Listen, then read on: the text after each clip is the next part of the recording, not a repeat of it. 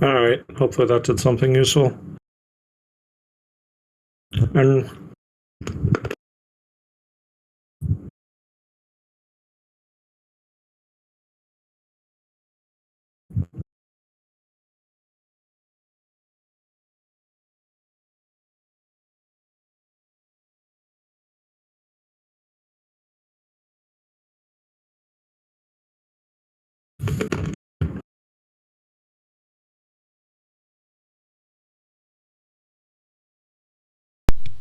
Nice.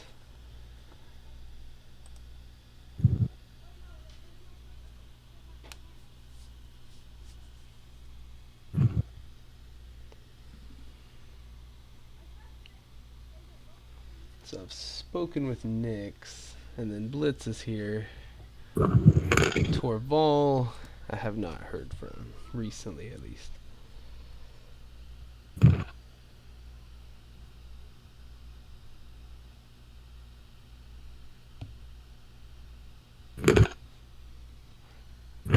I'm here. Just have the game minimized because I'm looking at wild shapes. So just let me know when we're ready to start.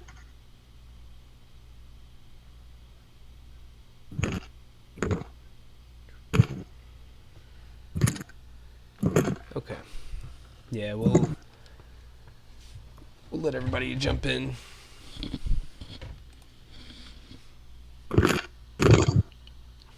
And then I can kind of skip a couple things for the general crowd. And what's up, Mr. Blitz? And Panzer AA. That's our Torval. Blitz got updated HP. Nice. So just real quick, just kind of a couple beginner things. They've got the whole spiel last week, and since we're kind of continuing on with the same people with this Adventurers League scenario, I don't really have to say it every week, but just for the sake of, a new face, the streaming, generally happens. I don't know if anyone else really does it, but I typically do just to get the service awards. I don't know if you're familiar with that, but even by me streaming, you guys will get the service hours you can log, and then you can basically trade them in for like items for your character and stuff like that. And if you're curious about that in detail, we can speak, after the game or, in the next few days or whenever's best. But it's an easy and fun way to kind of be rewarded for, I guess technically we'd be like broadcasting D&D to the world, so maybe we're at free advertisement, and then in return we get trinkets for our characters. But if you do set up your own stream, you get more hours. So if you do stream, feel like setting it up on your computer, you want to do that to get bonus hours, feel free. But just know that that's typically something I'll do. Although if you're worried about you don't ever hold back or anything, because there might be a whole 2 people that check in the hours that we'll play. So it's not really just, I don't even ever really notice it's there until afterwards. I'm like, oh yeah, let me stop that and log the hours. But anywho, the other thing is safety tools, and never really had too many issues.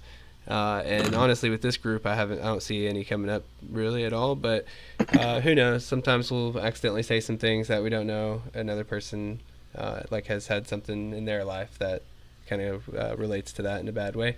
But if you ever do feel kind of any kind of discomfort, just feel free to let me know in any way you see fit. You can type it out. You can say something. You can message me personally. But in any case, we'll address it or not, or just move on and stay away from that topic, whatever the situation calls for. But that's it for me, just for basic intro stuff.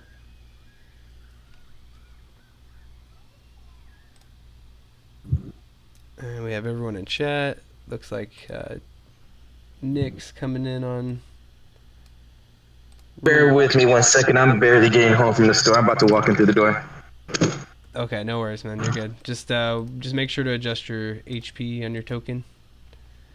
What do I put on there? Whatever you got from your level. You should be level 2 now. Oh, that's right. Okay, I got you. All right.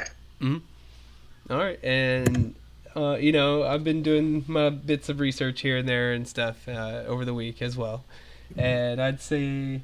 We kind of talked about it a little bit, but it definitely can confirm that through these 4 modules, and you're running around with Ispin Greenshield here, who of course will play into the hardcover module in a significant way. And you guys are building a good tie with him, and that's kind of the point of these. In the first one, you met up with him as a pretty green youth.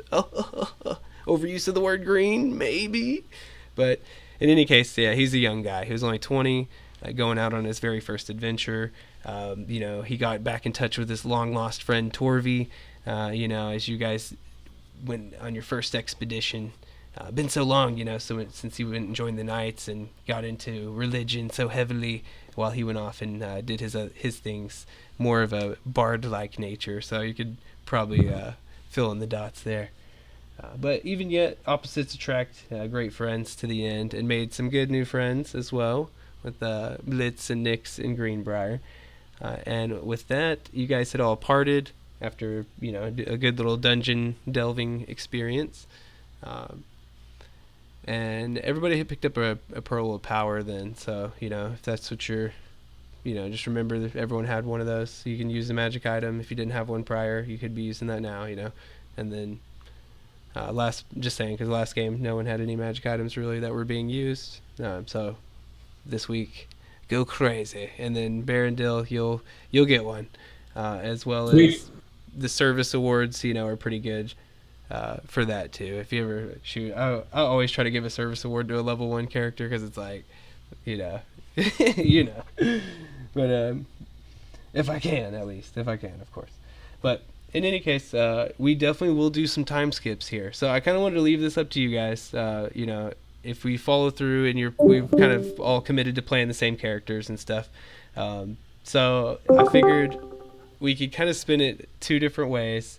Either your person is having some sort of magical experience that is allowing them to skip through time in a sense and view the different stages. And I'll come up with like a pretty it'll all tie together, but essentially that would be it. Like eventually at the end of it, you be like, oh shit, like you weren't actually there. It was just more like a mental thing, or you actually were there. And if that's what you want to do, I would think that'd be cool, but you would have to commit to your character aging throughout the course of these while not really leveling up anymore. And then when you play the hardcover, you'll be like, a pretty well seasoned, like mid-age person, not like a young buck adventurer. So I'll leave that up to you guys, whether you want to say, oh, I'll just magically doing this, and I'm not actually there. Or if you want to be like, no, I'm really there with this dude and I'm part of the memory or whatever. And your dude's gonna be older. But I'm just letting you know that the first one was 20.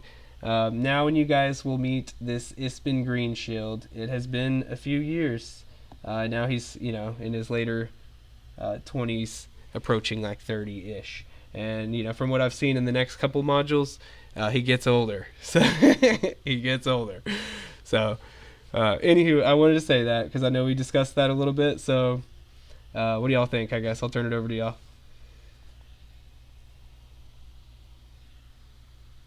What I had in mind for my character is like a wizard who's just bored out of his mind with wizarding school and wants some adventure. So I kind of like the idea that he's daydreaming, and these are sort of mental adventures while he's like stuck in class. So that's probably what I would lean towards. Just from the backstory.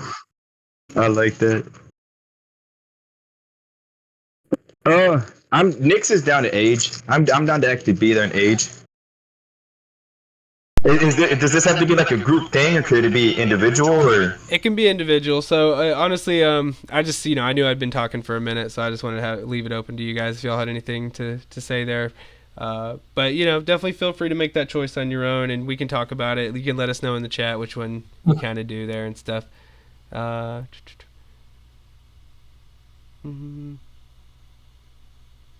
Okay, nice. All right, that's cool. I like that, Greenbrier. Awesome. So just I'm not going to force the storyline on you guys in that sense. So I just wanted to put it out there that you would have to come up with something. Like Greenbriers is pretty cool. I like what you said there too, Barondil. And Nyx, if you're down to be like part of the memory, that's awesome too. I love it all. So I'll leave that up to y'all. You might just need to get an older looking token later on. But now that we kind of gotten that out of the way, let's jump into some crazy Dragonlance knowledge. I won't go too deeply, of course, and some of us are more versed in this than others. I'm probably on the less versed of it in the group too, myself. So we're all getting to know some Dragonlance stuff, and I'm loving it so far. Linked to cool podcasts I listened to that talked about like the creation of a lot of stuff, and I'll admit, might have been a bit over my head, but sounds pretty cool. Is this what you shared earlier on the week in the chat? Yeah. Yeah, I tried. Yeah, like you said, I tried listening to, but it was overwhelming. Not gonna lie, just a little bit. I tried. I was like, I was gonna like wait to see if any of y'all actually listened to it, so I can just jump on the bandwagon with you guys. Yeah, it's a lot, and not all of that stuff is gonna be totally necessary. I do want to know more about the cataclysm and the exact cause of that, and kind of some things and all that. I'll just have to do some more research, but. One thing I'll point out is these are some pretty like happy tier 1 beginner adventures. This channel would probably be more funnier if add the So just keep that in mind. It won't ever be too. We'll have time to do some research before we get into like deeper elements and stuff of the world. But of course, I do want to painfully read out some stuff that is just setting based.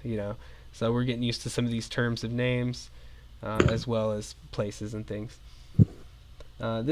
I did post this in the group, but just a bit of background for the adventure.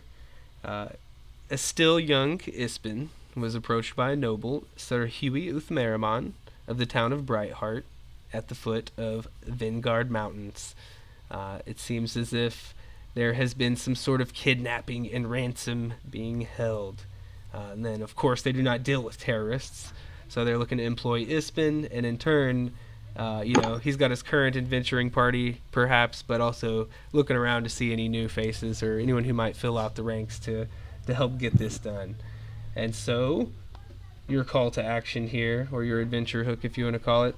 Of course, if you've already known him, it might just be a random chance encounter that you meet him again, or perhaps you guys had met up in travel and already were together before this.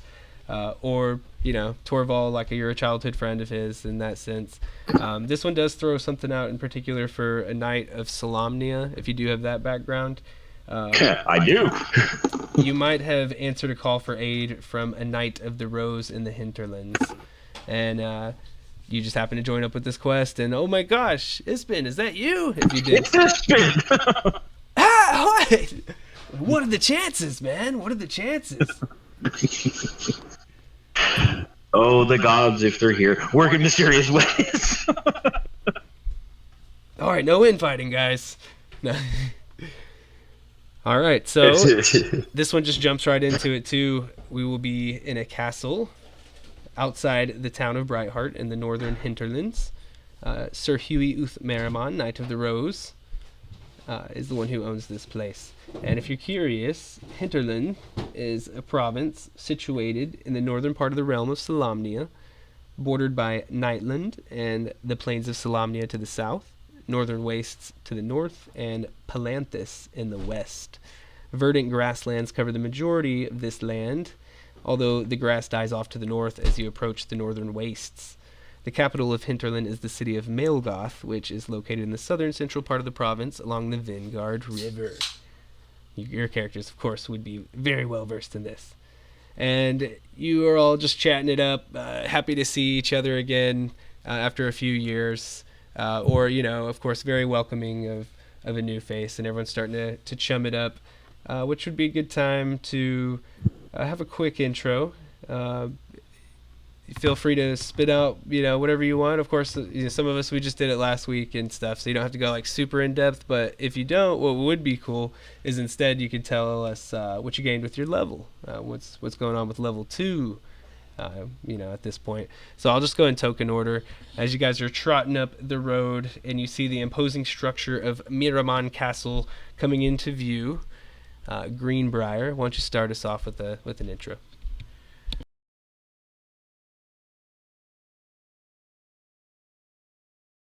Sorry, I stepped away for a second. Greenbrier is a Kaganesti half elf. She's a level 2 druid of Circle of Dreams.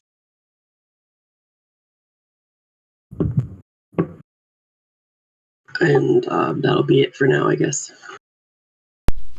Okay. Anything quick that you gained from level 2?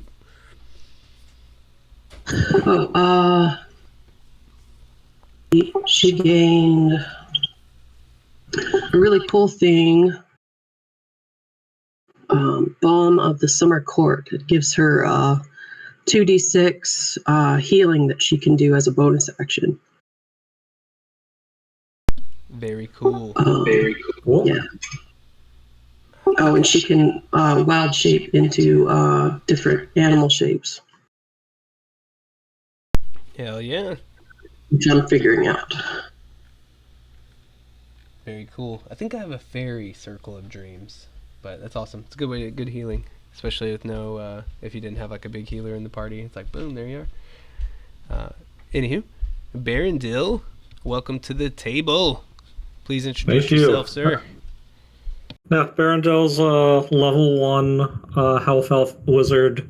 I think probably what I would envision is he's basically looking for a misadventure and has seen all of you, and seems like you're probably the ticket and asked if he could join up. But I think the main things you would notice about him are none of his equipment has many scuff marks, and he doesn't really have any scars, so he looks pretty new, and he's also extremely fidgety for a wizard. So he's very much looking forward to level 2 so he can become a blade singer, but he's not there yet.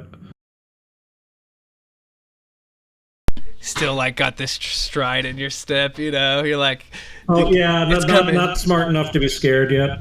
You're like, there's great things, you know. You got a little juke and a jive to your step. Oh yeah. They're like, what's with this guy? You're like, you'll see. All right, and you see, of course, probably the, you know, not in a bad way at all, but the most distinguished of the party, or distinguishable, probably the word I'm using. It's Hinterlund. Yeah, Hinterlund. Or so. Yeah, I guess. However that is. But Mr. Blitz. He needs no introduction, but feel free, sir. For Blitz, you guys see that he definitely still looks like he has a bunch of gear, oil and all over his face, but he has on some like makeshift goggles, and he has like a bag that's a patch mark over it, and he's just like, and his arm looks a little bit more like put together. It's like, yeah, guys, it's been a while, but I finally learned how to freaking do it. Tired of the darkness, tired of not having enough pockets to hold gold. I am making my own stuff now. Screw the gods, don't need their help, did it myself, working on the patent, but pleasure to meet you guys. He's a Harangon, level 2 artificer. I now get to make magic items. I don't need anyone else to give it to me. But that is what he gained at level 2. Nice. And as you're like, screw the gods. You feel like eyes being burned into you as you look over and see Torval there. Please, sir. Hello, I'm Torval. I'm a human paladin. Gained another level of squire, basically. So my tabard now has a symbol on it, not just a plain red one. So, working up to the first rank of knight. A little more scarred, looks a little more weathered because he's been out serving his knight that he is sponsoring him, doing other adventures, just not getting experience out of it. Carrying messages and whatever not, and serving as he needs to. So he's little more, looks a little more road worn than he did before. You're like, it'll pay off. I know it will. And last but certainly not least, although perhaps vying for smallest, not sure, maybe not. Nyx? Hello, everybody. For Nyx, let's see. What did I get for second level? I got an extra spell slot. I believe, and I think that is it. I don't think I got much for second level. As for Nyx, the way she looks almost the same. Definitely has some lines on her forehead from worrying a little much. She's sitting there tapping herself down, looking around at you guys, saying, "Guys, I found some gold stuff in my pockets, and I don't know who they belong to. I hope it's not any of yours, but I'm getting some weird looks, and I'm a little worried I've been found out." Oh, let me just ask, Kender or a different race? Kinder, yes, I'm Kinder. Nice. Yeah, What yes, class? sorcerer. Okay, cool. Yep. But other than that, that's all I have. Okay, and so you guys feel a bit more refamiliarized, or just a little more comfortable with the new face there as you trot up, and this imposing structure rises majestically against the backdrop of the towering, arid Vingard Mountains. The keep stands tall, made of sturdy stone, with its formidable walls and battlements displaying a sense of strength and fortitude. You make your way to the interior of the keep, and you see it is a foil to its imposing exterior. You are led through a Romanesque house with a checkered hallway and marble statues into a lush garden and shaded, tiled courtyard. And waiting at a table, enjoying a cup of hot tea, is your patron, Ser Huey. Gosh, they say it weird. It's S-E-R, Ser Huey Uthmiraman. A large and fashionably dressed person with a matching makeup. Their graying hair is pulled up into a messy bun, and Ser Huey stands as you approach, and they smile broadly. "Welcome, Ispin and team. I am delighted that you agreed to rescue my darling bear from those despicable bandits," they exclaim in a husky voice. Please do sit. Have some tea. And as you all sit, and Wait, we're saving a bear? just real quick after you guys kind of make yourself comfortable, everyone take an inspiration as you get settled, and then your question there. "A bear? Dear heavens, no, my bear, my darling. He's but a little puppy dog. Oh, I love him so." Okay. I guess everyone loves their pets. You can't just get a new one? Ispin kind of takes lead here slightly, and he's like, "Don't worry, I got this. Oh no, your dearest puppy there, bear. Oh, well, don't worry, good Sir Huey. We'll definitely take care of this. Please, just tell us what happened." And he turns and like gives you guys like a sly wink, like we'll kind of humor this somewhat flamboyant but definitely trustworthy person in Sir Huey. And speaking of Ispin, he definitely seems like his good-natured old self. Although it looks a little bit older now, approaching 30. Still got that short, kind of wavy red hair, shaved on the side, and his dough brown eyes. But of course, What he do is you always mean driven. older and he's 30? 30 isn't old. I was keeping my mouth shut. Shoot, I'm over 30. No, older than what he was. Older than what he was is what I mean. I'm running out of time, I guess. Yeah, so roughly 10 years have passed or so. Just greenhorn.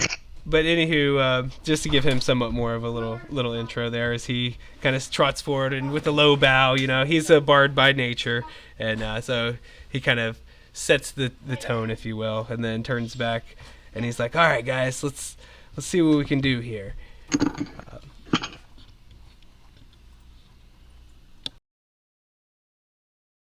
Well, where did you last see your bear? Was it eating honey? Oh, normally I would appreciate your sense of humor, but I can hardly enjoy anything these past 3 days. I was on a walk with my beloved bear. Of course, he wasn't on a leash. I would never.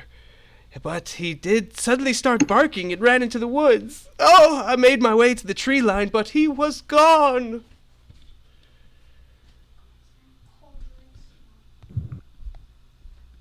So he wasn't kidnapped, he ran away. Could you tell what he was running towards? Well, I wish I knew, but I believe I found out the answer to one of those questions there. Later that evening, I was in such a state of misery when all of a sudden, someone shot a crude arrow into my garden. There was a note there.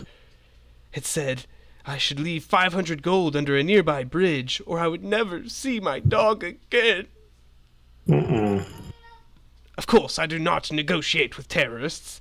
And so, here you lovelies are. Please, please help me. Did your dog look unique? Was it one of a kind? That must be a rhetorical question there. But I will humor you. Bear is a Pomeranian, well-groomed, and I did just give him this gorgeous new collar, accented with a ruby pendant I spent a fortune on. I'd do anything for him. He is so very smart and he knows so many tricks. He can come and heal. He rolls over. He'll lie down. He'll shake my hand. And he knows when to go to bed. It's been so lonely at night.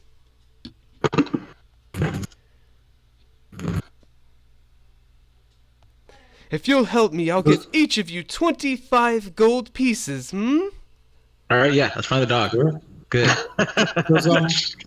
Does he have any kind of favorite food or anything that's like most likely to get him to come to us if we see him? Or favorite toy? He's very, very smart. If you only call his name, I'm sure he would come to you. Could we have an article of clothing from you that smells like you that we could use to soothe him once we do find him? Ooh, you were very, very smart. I did well. As he pulls out a little handkerchief there and passes it over to you guys. He's like, I've only used that a couple times today. I was thinking more of like an undershirt or a sock, not a handkerchief. Oh, behave, madam. We have work to do.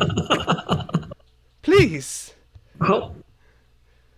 Do you know anyone who wishes you harm, or do you have any guesses who might have done this?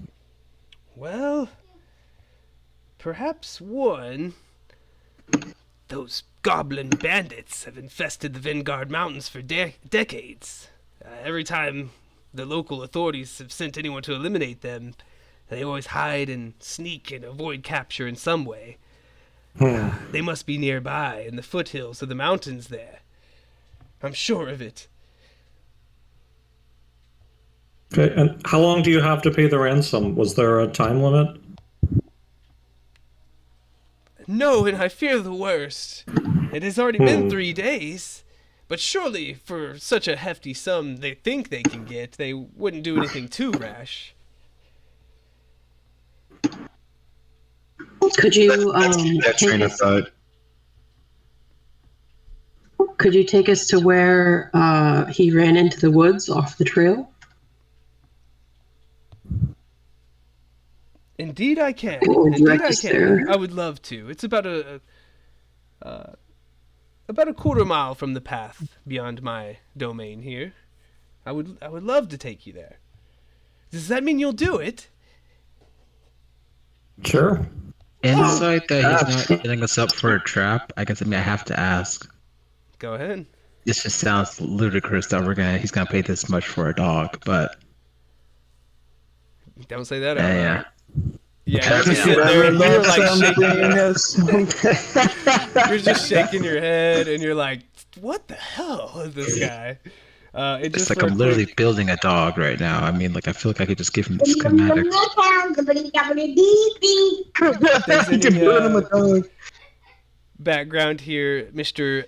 or I shouldn't say Mr. Honestly, it's a they. And my bad, I messed it up. But they, Sir Huey, is a retired Knight of the Rose. At 62 years of age, of course, their fighting days are far behind them. They are a little over 6 feet tall, slightly heavy set, with shoulder-length graying hair and gray eyes, dressing in the latest men's fashions, but of course coordinating their outfits with colorful eye makeup and lipstick. He's a larger than life and actually, very well loved in the Brightheart community. No one has any judgment towards this dude at all. He serves on the town council and advises on matters of defense, in fact. So, you know what? I think that's pretty cool. He's a pretty awesome guy. Pretty colorful character, if you will. But, he really is willing to pay this much for his dog, and you are confused. By all means, all right. I'll get into it as long as the gold gets paid. Here's another quick read off that honestly I feel like this is kind of wedged in, but I think they're just throwing it in there because of he's a Knight of the Rose. But many celebrated heroes have risen from the Knights of Solamnia, most storied knighthood in Ancelan. It began over 1,000 years ago during the reign of the Ergothian Empire in western Ancelan. Before the Cataclysm, Solamnia was a beacon of peace and prosperity, knights establishing great cities and castles across the plains of Solamnia, including Salanthus, Castle Brightblade, and Dargard Keep. People of Solamnia attributed their prosperity to the wise and just rulership of the knights. Unfortunately, in the wake of the Cataclysm, faith in the knighthood has soured to suspicion, rumors spreading that the knighthood had possessed the power to avert the Cataclysm and either failed to or chose not to. And now, today, the knights still try to defend the realm as their duty demands, but their numbers are smaller and generations of dogma limit what they can accomplish. So, anyway, I just thought that's especially because we do have a knight to be in the party and stuff. Mm-hmm. Yeah, it looks like, look at that. That means finding a spot should be pretty easy. But all right. Sir Huey will definitely take you guys to the location where he was walking with Bear, with that darling little Pomeranian. The area is open with some short dry grass, and the woods he dang it, I'm gonna keep messing that up. I almost said she right then too. Dang it. They indicate, or about a quarter of a mile from the path. And so, you guys just kind of peeking around. I mean, it's up to y'all. I'll start looking at the ground to see if I can see tracks of where he broke from the trail and went into the woods, like if there's any snap twigs or whatever. Yeah. All right, if anyone's looking around for some tracks or signs, that'll be a perception check. I guess you said it, so if you want to roll it first, and then... Damn! All right, no help needed, as you instantly get to work. And of course, you find yourself very familiar with the setting here, closer to the trees, and pretty easy to identify some small humanoid tracks at the edge of the woods near where Bear went missing. You kind of small humanoid tracks, huh? Mm-hmm. Hey, it wasn't me. Don't look at me. Maybe it was Nyx.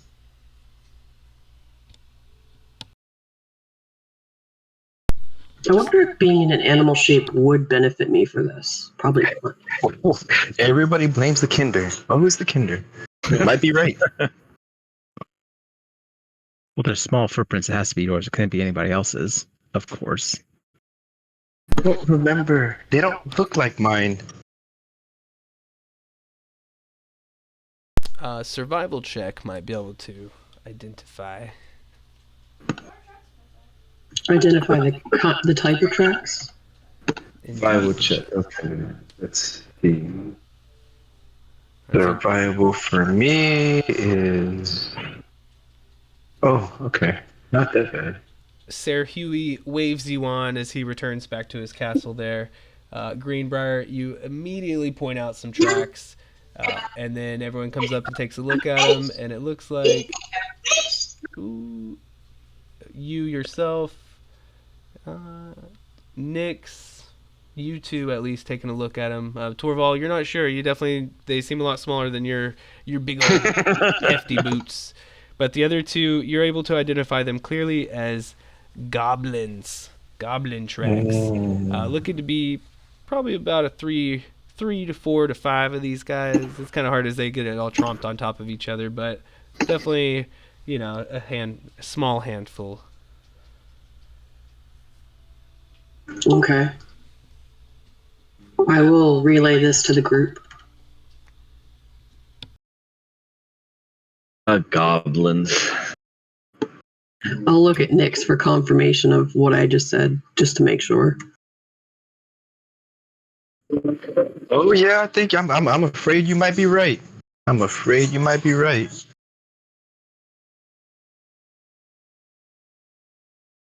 Well, is it clear how far the tracks extend or how far we need to go? Looks like they're probably leading through these woods, and of course, beyond the treetops, you could kind of see those arid Vingard mountains in the distance looming, which are the most dominant physical feature in the nation of Solamnia. Fun fact: one of the largest mountain ranges in Ansalon. Ding. The more you know. Yeah. I'm ready for Dragonlance Jeopardy now. Thank you. Let's do this. Well, I guess Hold into the on. woods to grandmother's house. Yeah. Let's go. I'm guessing as far as time of day, it doesn't. Summer sun is shining, so we'll start the day pretty early. All right, I'll start following the tracks if everybody else wants to. Yeah. Yes. You've had some brunch, Right behind you. some tea, and you start following the tracks. Well, I think about it. One thing I hadn't mentioned is that I do have my trusty owl familiar with me. I think I'll send Owly on ahead with just the directions that if he sees anything that looks like an ambush or something like that, he'll fly back to me and let me know. Okay, and then if you do want to use him, there's a token. I think I can. Okay. Can you move it? Yeah, I'll say quickly, I don't have I think you should. any kind of video, or I'm not seeing any kind of map. The audio is working fine, but Yeah, if there's even a... No, there hasn't been any change in map yet. Okay. I do tend to go from probably equally, I guess. It really just depends on the modules and kind of what's provided to me. I do have like a store of maps that I try to pull from when appropriate, but in a sense, some modules will give you crap loads of maps to set up, and you'll be switching them all up like crazy, and then others really don't. Sometimes you're left with like nothing, and you got to really figure it out. Just your imagination. Yeah, that's fine. Yeah, so imagine an owl then. we had one map change on the last game, and I'll go ahead and tell you this one is pretty much the same. We got, of course, some meat to get through. That is more gosh, what was the theater of the mind? Gosh, I couldn't think of it for a second. Yep. But yeah, we're gonna get there. There'll be a little more map change too. I do always try to. I'm always thinking I need to do more. Always can do more. Always can do more and stuff. But adding more maps is always on my mind too. Of course, I'll be trying to make every situation something. But anywho. For now, you guys are going through these pine and spruce woods into the foothills of the Vingard Mountains. These arid foothills feature vast expanses of rocky terrain interspersed with scattered shrubs, cacti, and hardy desert plants. Landscape varies from gently sloping hills to steep, rugged slopes, providing breathtaking views of the surrounding valleys and mountain ranges. And so you guys are traversing these steep ascents and descents, loose rocks, and occasional obstacles like fallen trees or boulders kind of holding you up. But for the most part, you guys are traveling merrily in this bright summer sun shining. Although whenever an occasional light cloud does pass over, you're probably more grateful than anything, as hiking is some hard work, I've learned. And this is a very hot day. So you might even try to keep to the shade of the trees as best as you can, but it still doesn't temper the heat that just seems to be baking the landscape around you. God, it feels like the summer I've been dealing with down here. Yeah, for sure. And you're thinking, how could anything even be alive here? And yet you do still hear snatches of bird song around you that kind of keeps the the mood lifted slightly, and you guys keep on trying to find these goblin tracks as every once in a while they'll break away, and you get to a crossroads where you're starting to really having to pick them apart, using every ounce of your survival abilities. We're going to need a group survival check to stay on track here. These goblins are wily, hard to follow, and they know these mountains well. Where the heck are half of you guys going?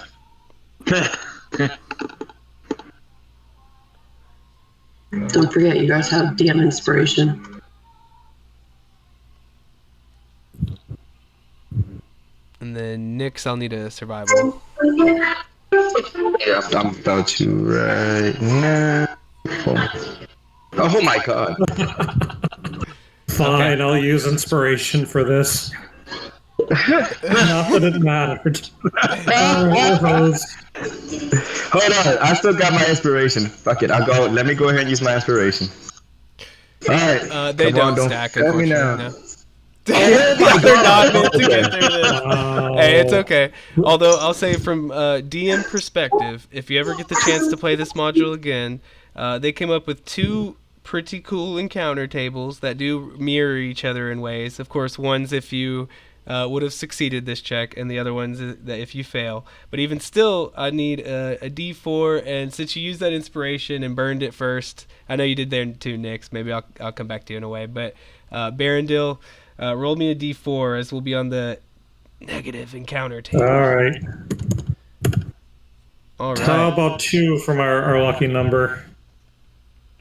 So you guys trot off into the trees merrily, up and down you go, and everything's fine. Everything's fine. And anyone with a passive perception of 13, which looks like Blitz, Torval, what's your passive perception? There it is, 11. Okay, so Greenbrier and Blitz only. You do notice as you hike deeper into these foothills, you glimpse scorch marks on tree trunks along the trail. Ruh-roh. Hopefully someone knows how to prevent forest fires. Go ahead and make a nature check, since you said that. Blitz? Nope, no idea. You Water. definitely, It smells water everywhere. yeah, you definitely look back to everyone and you're like, forest fires.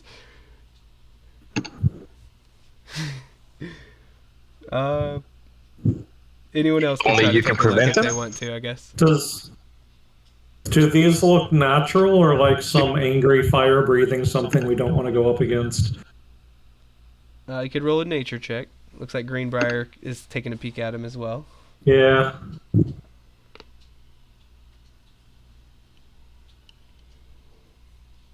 And then, of course, it's always fun to see what your character would know and add that into your repertoire. But of course, if you have one person succeeding, they can always fill in the group. And as of right now, it looks like Greenbrier. Only Greenbrier. Let's get in all these crap rolls out of the way now. Yeah. Greenbrier, you know trees. There's one thing you know, it's trees. And you can definitely tell this is not a natural fire. Could always follow that up with an Arcana or Perception check. Anyone can choose one if they want, Arcana or Perception.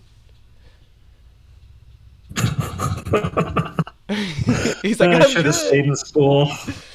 Yeah, you really should have.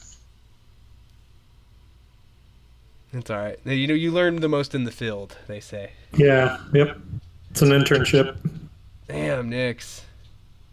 I'm gonna restart my laptop. This is ridiculous. Nyx touches the scorch marks and recoils her hands like it actually would burn her. She's like, oh, and then looks at everyone like, oh shit, did I just do that? I didn't just do that. This is ridiculous. There's actually 2 different details here to pick up for whether you're favoring Perception or Arcana. And for Perception, it looks like Greenbrier and Torval, you kind of take a keener look, and you can definitely locate an object around you. You both kind of fan out until you all meet in the middle, and you're like, it's like you're playing Survivor looking for the hidden immunity idol. And oh, Greenbrier was there too. She saw me. Oh, she's in on it, I guess. Now we got to form an alliance as you find a burnt leather vest sized for a small humanoid looking to be discarded in the bushes nearby. And then Blitz, and only Blitz, with an amazing Arcana check, you instantly know these scorch marks are, even though you couldn't tell at the start, you were like, huh? But as soon as she says this is not natural fire, it clicks in your mind. You're like, oh, duh. This is definitely from probably a lower level fire spell, such as Firebolt or Produce Flame. I can do one of those. Okay. All right, and then you guys continue on to follow these tracks as you lead to a cliff's edge, which drops a whole 100 feet to the ground below. You kind of get the sense that these goblins probably climbed down, and unless you can shrink down and ride on the back of that owl, which, I mean, I guess I shouldn't say that. There's a druid in the party, but although you can't fly I've seen yet. the other guys. Yes, yeah. Aim for the bushes. Ironically, I could have Aim for the bush to the left. Are you guys really fighting at a funeral over who's going to be the next guy? That's exactly what we're doing. Anyways, Well, I'm a peacock. You gotta let me fly. sorry, I love that movie. yeah, no, I can't make that jump, guys. So it looks like, you guys are probably going to need to, if you want to keep following these tracks at least directly, you're going to have to figure this out.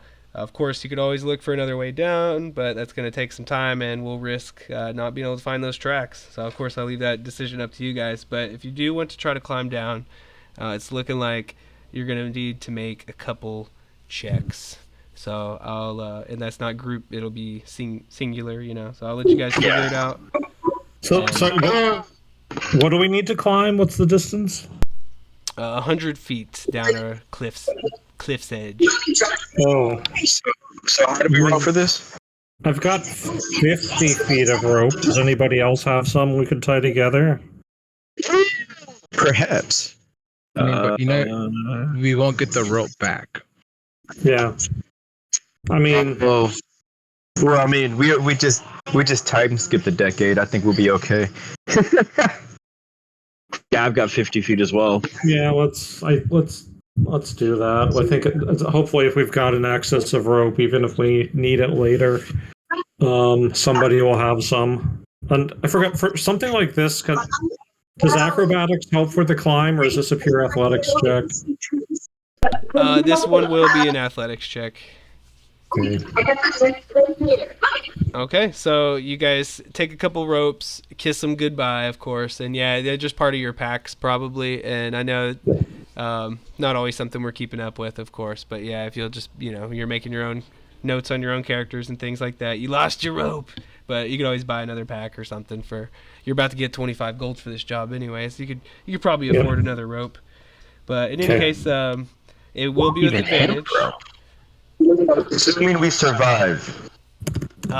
You still got to make some rolls, as you will have advantage as you make a good decision there, and you start to head on down. Looks like Nyx decides to go first.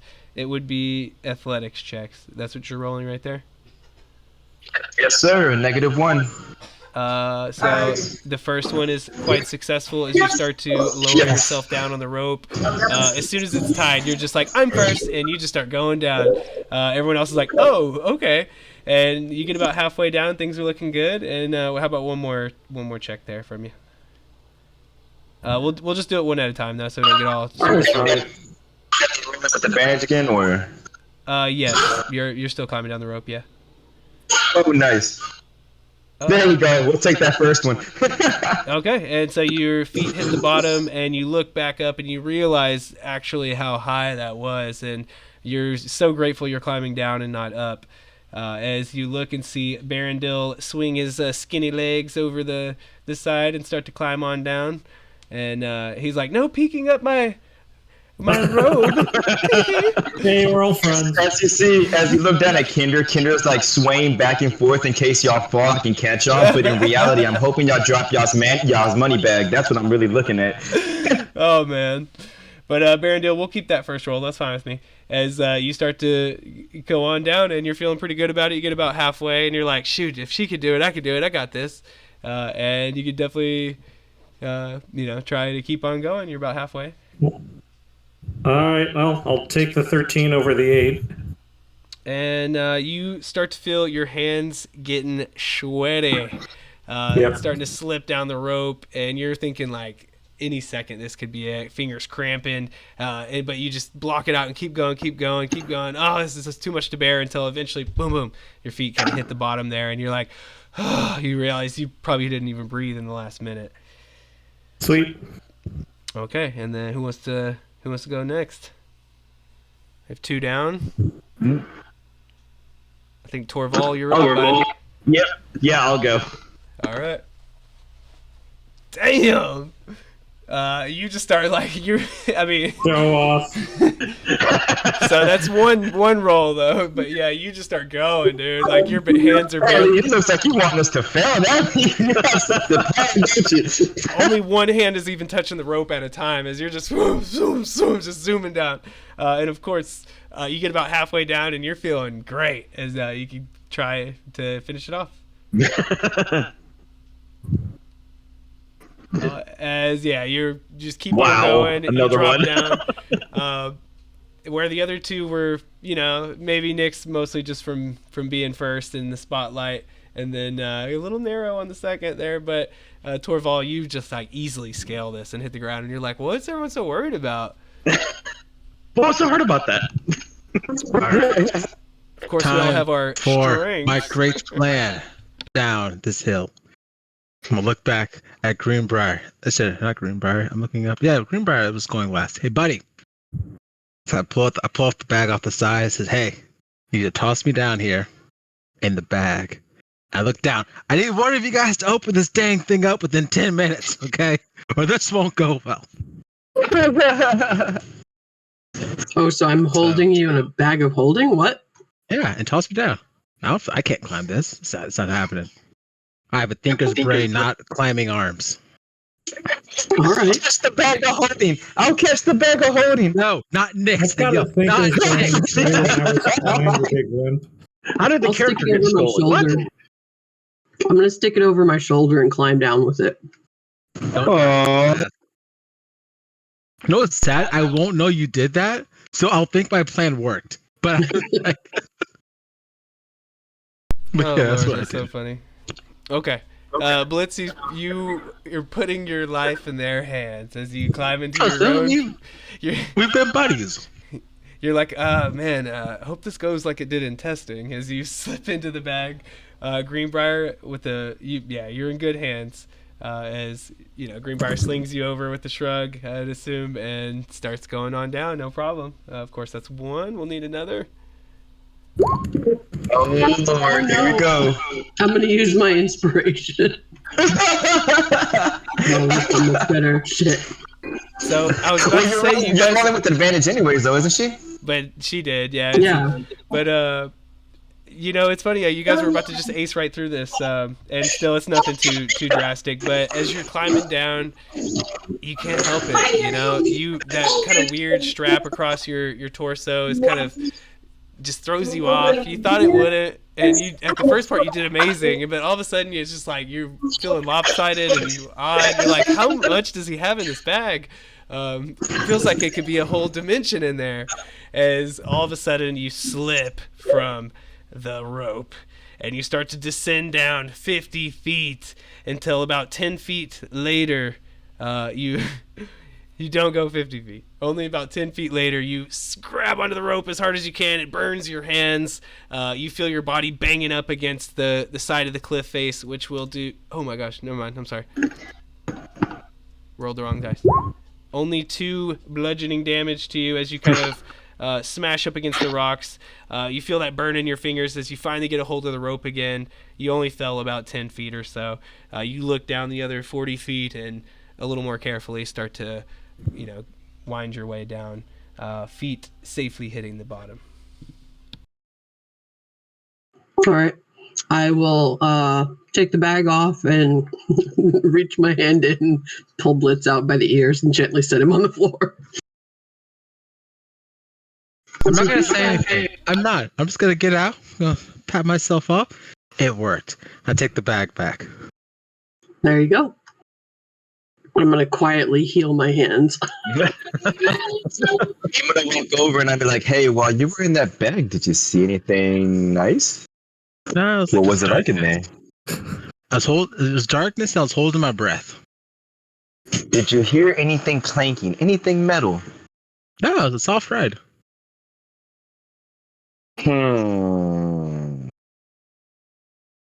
Previous tests did cause the loss of some animals, but the druid fixed them back up. Whoa. Had to work on the timing.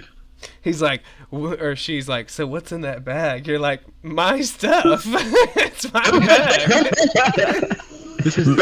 Back up. But hey, anyways, I think you guys sailed through that pretty well, and I think we're doing decent enough on time that we could probably wedge a quick positive encounter in here just for fun.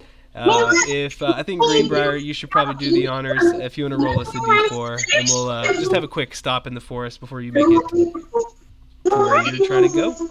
Another 2. That's interesting. As overhead, you guys kind of dust your hands of this situation and find the tracks and start to follow them again, knowing you made the right choice by not deviating from the path.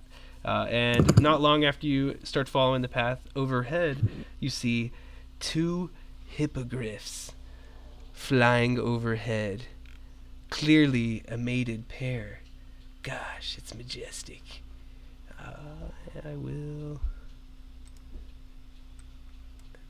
I'm sure you can guess how the negative version of this encounter would have went, but for you guys, The kinder gets carried off by hippogriff. soaring beautifully by are 2 hippogriffs as they flit about in the sky, casting dancing shadows on the ground below. You look up and squint your eyes in the bright sun, only to allow you to see them as dark forms. Occasionally they screech mating calls to each other, which echo across the valleys. Everything kind of gets hushed for a moment as you're kind of witnessing this spectacular display of nature that many adventurers really wouldn't get the chance to stop and enjoy, as normally it could even be a foe, but in this case they really are just in their domain, flapping their beautiful eagle-like wings, calling out to each other, echoing across the valley until they eventually fly off. Yeah. I'm imagining David Attenborough kind of narrating seeing the 2 of them in the wild. Yeah, I'm imagining the crocodile like, oh, look at those dangerous creatures. I'm gonna wrestle one of them. I'd rather wrestle one of them. And they drop a feather for a trinket. And they're, they spotted me. They spotted me. No. Okay. Yeah, run! So, you guys, we're going to be on the same... I just kind of used our starting screen here for this part before we jump a map, but I'm going to bump you guys down to the bottom right of this big old chunky square of the shield, as you guys have tracked these goblins pretty well, and you arrive in the early afternoon, less than a day here into the Vanguard Mountain foothills, of course. You crest one such hill, populated by scrub brush and pine trees, and start to hear the muttering of a conversation before you see 6 shabbily dressed figures. They indeed have their backs turned to you as you see them watching something beyond your vision. And of course, these are goblins. He speaks goblin. Oh, they're my height. Do any of you guys speak goblin? I do not. No. Oh, this is gonna be fun. So you see one adult goblin with a gray-green pockmarked skin, red eyes, and black slick hair parted in the middle. You can see how his skin has been dyed blue, and that's quite visible. In a kind of a talking whisper, you hear him kind of call out, "Colm, have you seen anything different down there? And what it could only be Colm, another adult goblin here, brown-green, scarred skin, black eyes, and black hair pulled into a top knot, with, of course, a trademark long, hooked goblin nose. And clearly the brains of the operation. She calls out, "Look, Near, I've told you 3 times. There hasn't been any movement in the last hour. Now leave me alone." It appears the other 4 goblins are kind of just milling about, following orders from those 2.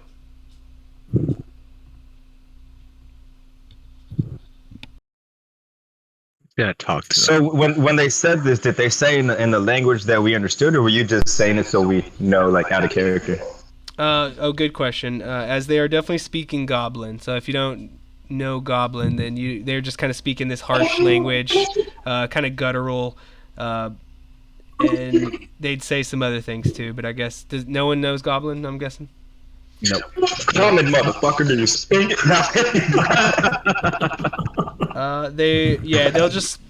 You'll hear them say some other stuff to each other too, as they kind of, kind of mill about, and it's kind of a rough, hastily built camp. It looks to be, as they kind of peer down into the valley, and you can kind of catch a glimpse, and you see a much larger goblin camp down there, full-blown mini tents, and like they said, there's very little activity. You could see a couple little silhouettes of figures that seem to just be kind of around a campfire, but not a lot of movement or anything going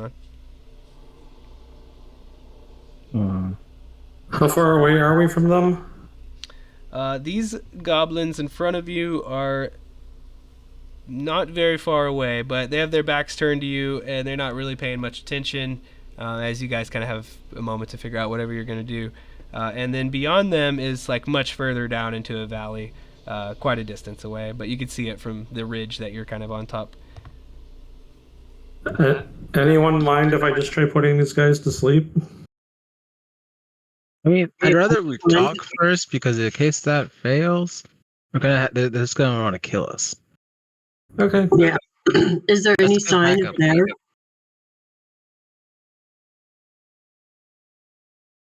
Is there any sign of what? Sign of Oh, bear? of bear? Yeah. No. Dogs. Sorry. I'm sorry. I did see your question there. I didn't think about it. My bad. But no, you don't see any sign of the little Pomeranian. Well, anyone with people skills? Well, actually, wait a minute. How are we going to talk to them if we don't speak the same language as them? Common is a common language. Yeah, Okay, they should speak common. fine. Well, someone with charisma want to show off their people skills? I don't have people skills. I'm good with charisma. I got a +5. Oh, there you go. Woo! Yeah. Okay. All right. Yeah. Okay. So what am I doing? So I'm just walking up and I'm. What do y'all want me to say? Do y'all want me to ask about the dog, or how are we playing this? I'm assuming bears in the big goblin camp, but if you want to try to find out information, go for it. Okay. So y'all need to think of a plan B, because if something goes wrong, I'm gonna need to run screaming like my hair's on fire. So I would say run quietly and we'll try putting them to sleep. okay.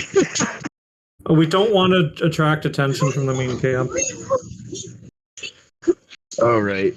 So okay. So then I'm just go up to him and talk to him. Okay. All right. Tally, Times. here you go. I'm going to walk up to the 2 or to 1, whoever's nearest to me, and hi. I seem to have gotten lost.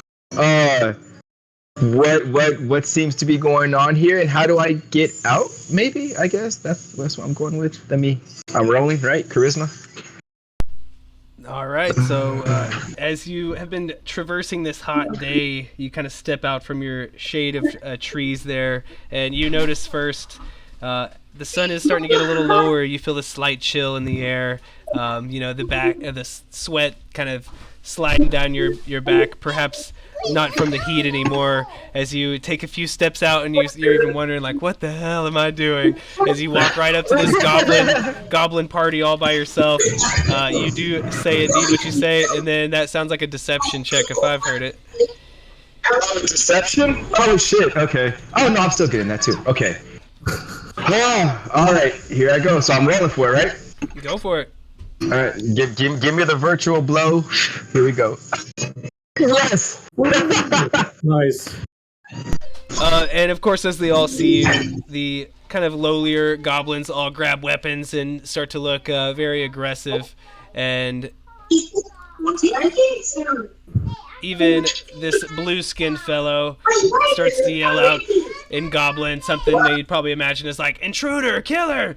And then all of a sudden, the female goblin comes up and she says, hold!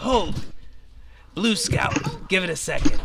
And he stops and he's like, turns back. Would say this would still be in Goblin. He turns back and in Goblin he says some stuff. And then she'll walk up and she'll say, "Got lost, have you? Well, I fear you've found yourself in a dire place. What's stopping me from setting my men on you now? We've got other bigger things to deal with than some foolish person getting lost from the towns." Well, there's nothing to deal with. I bring no trouble your way. I'm just looking for my way around. I saw a group of shadows here, and I thought it was more of people like me. So if you could just point me the right way. Matter of fact, if you have a facility where I can relieve myself, a location that you can. Wow. We've been using the hole over there. Now look. The plan is to try to get deeper into the camp. So that. I don't think you know where you're at. And I'm starting to suspect something myself, but perhaps we can help each other.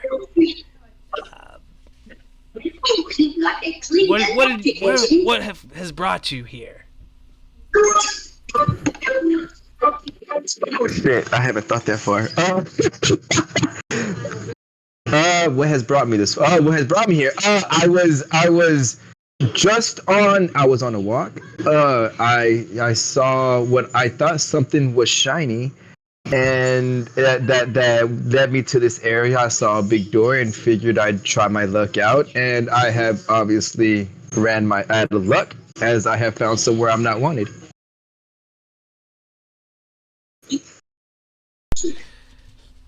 She'll come up and she brandishes a knife at you and she's like, "Something shiny, huh? I fear you're not telling me the truth." And Colm will kind of come up and he's like, "They don't call her the second-sighted for nothing. What are you doing here?" Dude, that's a shiny brain. Where did you get that? Where was that made? And then as you, I guess I'm hoping that you two look at each other. When you look back, I'm holding the blade and I'm just admiring it and hand it right back to you. She kind of just sighs. She's like, "I can see this is going nowhere. Look, there's some sort of beast down there shooting fire from its eyes. It's taken over our whole tribe and encampment. We're the only ones that have made it out. The rest are all slaves to this beast, worshipping it, claiming it as their new god. 12 of them at least stayed behind with this little wicked thing. I have no idea where it came from, but..." Well, I might know a group of people that could possibly help if you would be welcoming. Yes. Possibly help. You look like you have something about you, I can tell. I've heard that before. I knew from the moment I laid my eyes on you, you could perhaps do a great magic. Blind them all, or blow them all up, right? Right? And she like goes up and she's like tugging on the hem of your little smock. Yes, most definitely. And if I can't, one of the members can, for sure.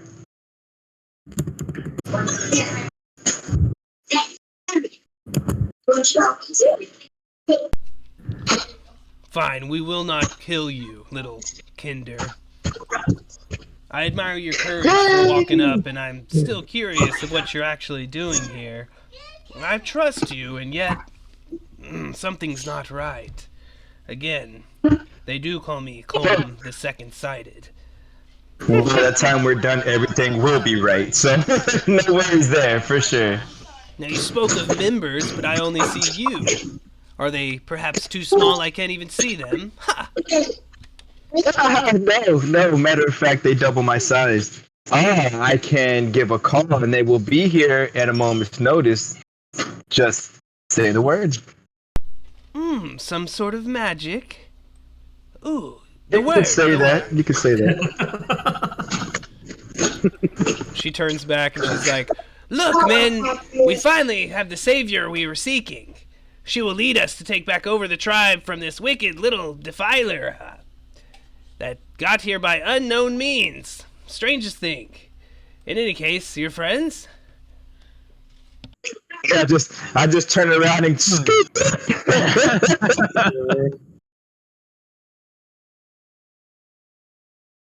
We're gonna, of course, because we let him talk. Were we expecting? Yeah, I was going to say, I think we can join you, but it is awful fun watching you kind of twisting in the wind here. Help! I'm just mouthing really help.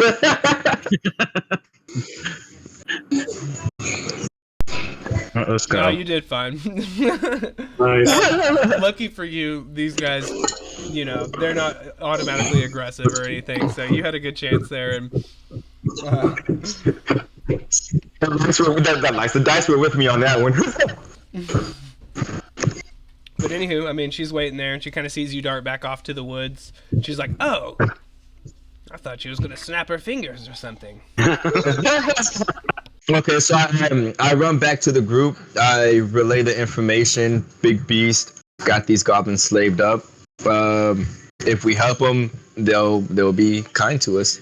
So I kind of told them that we would figure something out. Yeah. Okay. Okay. Congratulations on not dying. Nicely done. It was nothing. So it shoots fire from its eyes? Did I hear that right? That seems easy enough to pull off. Yes, it does. Okay, these are dumb goblins. I bet they saw someone just casting the spell and thought it came from their eyeballs. Possibly. Definitely worth a look, though. I'm sure there's treasure down there. Yeah, I'm game. If we're all agreed on kind of going towards the camp, I want to use my owl to do a bit of scouting again. And Greenbrier, no, the owl does not have disadvantage. He's very skilled in the daytime. Nice. Greenbrier would like to stay, like, she's not going to go into the camp. She's just going to kind of like stay off to the side and watch. She's not very trustful of these goblins. So, you guys kind of come out from the woods there where you were waiting? Yes. So you guys talk it out. You kind of walk out, not quite approaching the camp yet, but you do see Qualm there kind of expectantly. Got a little bit more to say, perhaps. Is there a way I can sneak close enough to hear, but far enough away that they don't know that I'm there? Can I try and stealth in or something? So these are still talking to like the friendlier goblins, I guess.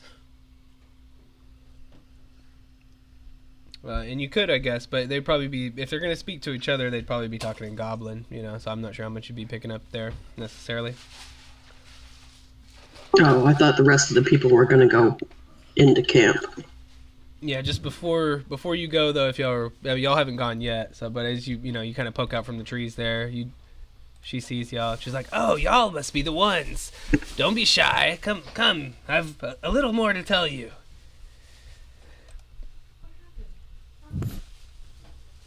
Okay. What is it? All right, we approach. There's more. We approach the goblin. You guys do not trust goblins. I don't trust anybody who has us outnumbered and might try to kill us. So Oh, I don't trust anything that lives in a cave and automatically just, puts a knife to someone's throat. no, I'm just messing. But no, she's like, I can see you're not as trusting, and that makes sense. But here, I promise you, if you do help us, we need help, most certainly, in dealing with the Booyag. Grinda. Ugh. She always wanted to take over true power of the tribe, and as soon as this little beast showed up shooting fire from its eyes, she claimed it was some sort of new god. And ever since then, everyone won't stop shutting up about this little thing, and we tried to speak up against them, and they made us leave. And you know what? How We were the ones who brought the dang thing here in the first. I mean, shit. how big is this thing that's shooting fire? It's just a little dog. It's tiny. Uh-huh. Okay. It was Great. small. Oh, shit. all right, yeah. Hey, this seems easy. We'll take care of it before you'll never see it again. Good. It's taken Absolutely. the main tent as its own, but there are others there who may be helpful. In fact, a couple of our brothers who are remaining below have a very special javelin that they would impart to you if only you help us. Please do not put any harm against them. You'll find them tinkering, perhaps, in their work tent. Goblins tinker? I gotta see this. I tinker. You do look a lot like them.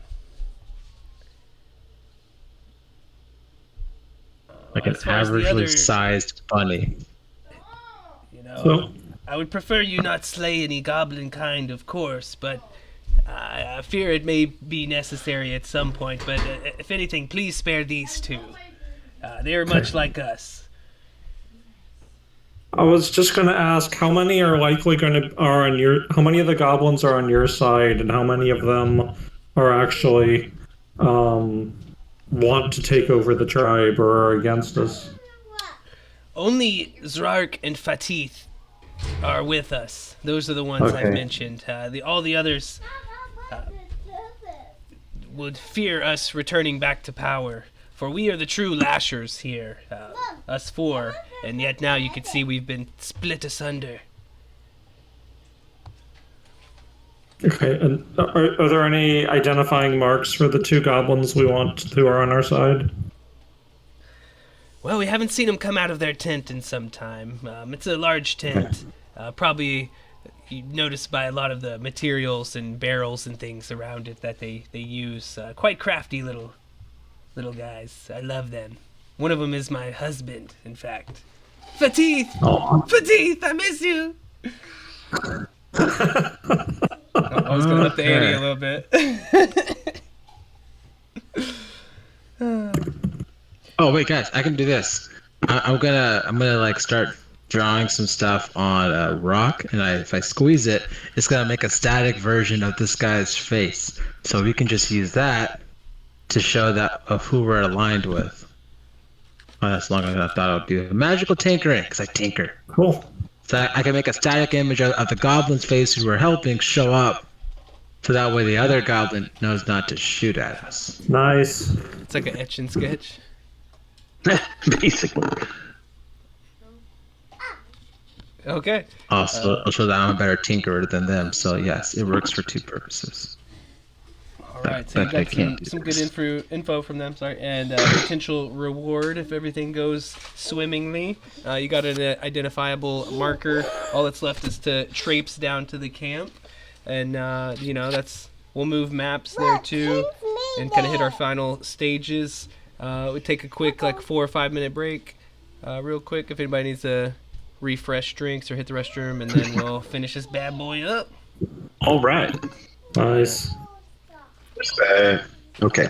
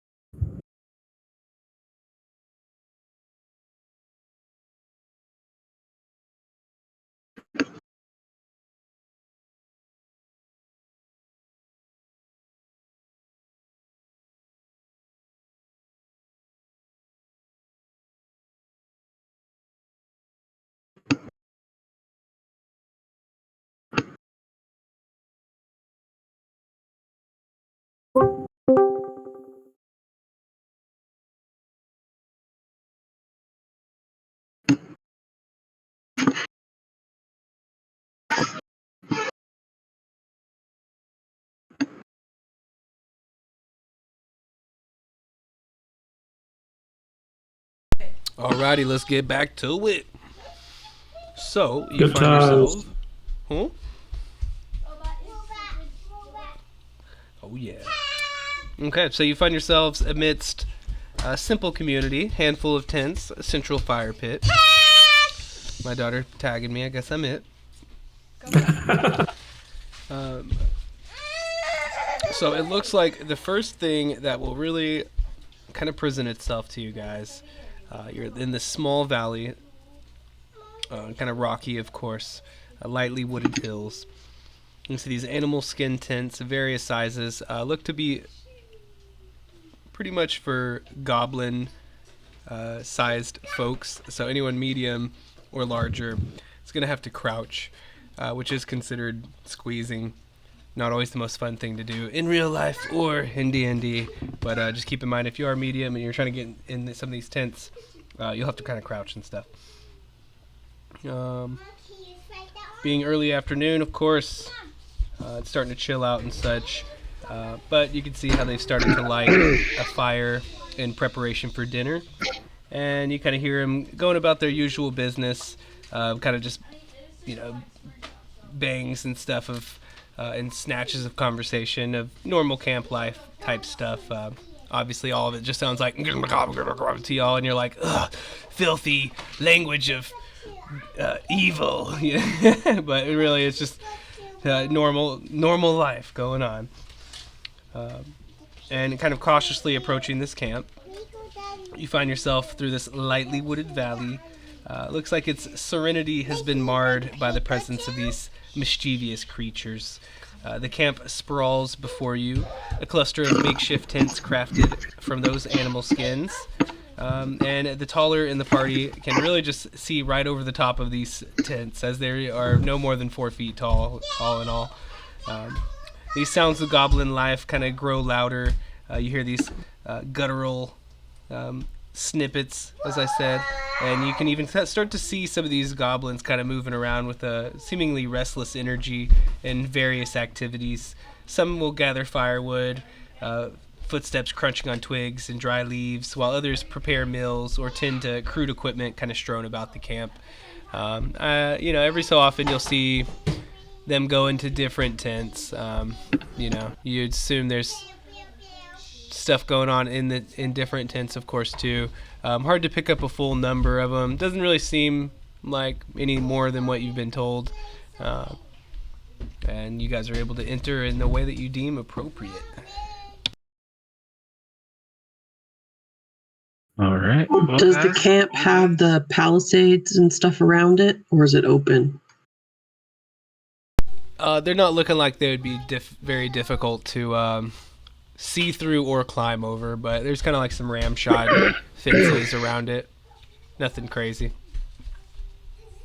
Okay, so but the timber walls are there though. They're just short. You're feeling pretty confident. You could almost step over it. Hurdle it. Do we have any sense of which tent has the two allies? Like, it sounds like we got a little bit of a description talking to the initial goblins. I think they said they're in the big tent. I'm not sure.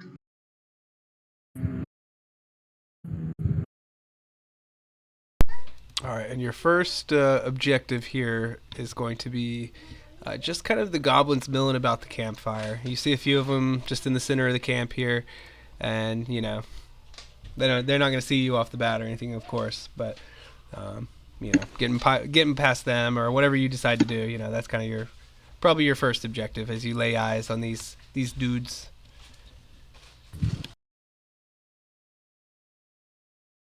So how many guards do we need to get past? Right now you just see 4 4 goblins kind of sitting around a camp, but you'd imagine, they're not the only ones in the area. Yeah, I need good old Nix to try and charisma these guys. I think these guys are just gonna kill. I think I would like to try and sneak around the back over here and see if I can jump the fence and see what's in this tent here. When we figure out what we want to do, I guess.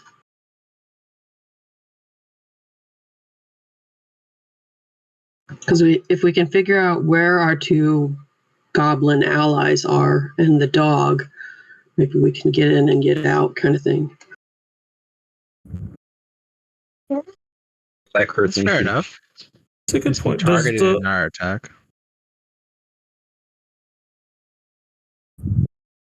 can What I do you guys spend think?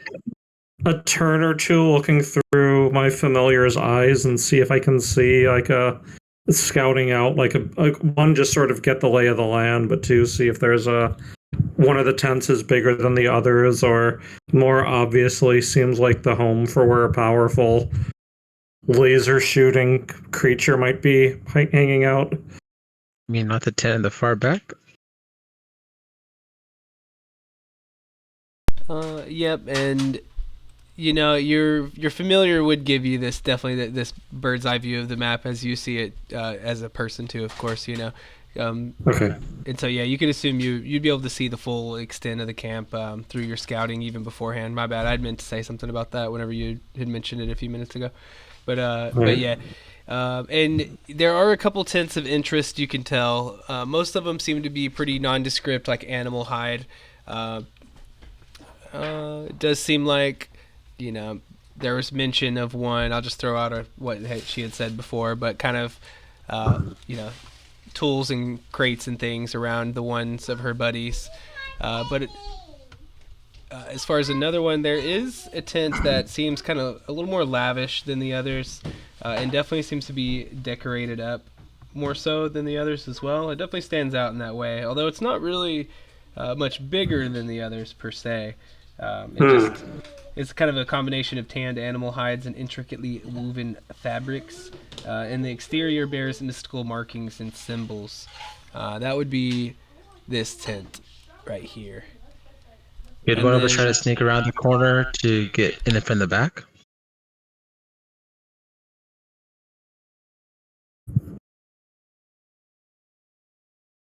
Would that be possible? I'd like to sneak around and check out this tent or this one. I think Or I saw try the and second. sneak around. What was the first one you pinged? Okay, so you're gonna just kind of dip off from the party and stealth solo stealth. That's what I was thinking. Okay, go ahead and roll me stealth. And because I have the Kaganesti Forest Shroud, I get advantage on my stealth checks. Is it all I can stealth? link that if you need. I'm pretty sure. Let me here. I'll link it. Okay, nice. I ended up giving that to someone, but I haven't used that character yet. Nice. Yep, advantage on all stealth checks. That's cool. Okay, awesome. Nice. Yeah, so nice. That really did help you out too. Let me see. So it seems for the moment as if you are doing pretty well. You start to sneak around the camp. You can kind of quickly lift yourself over the fence, making sure not to get a little prod from the shaved wood.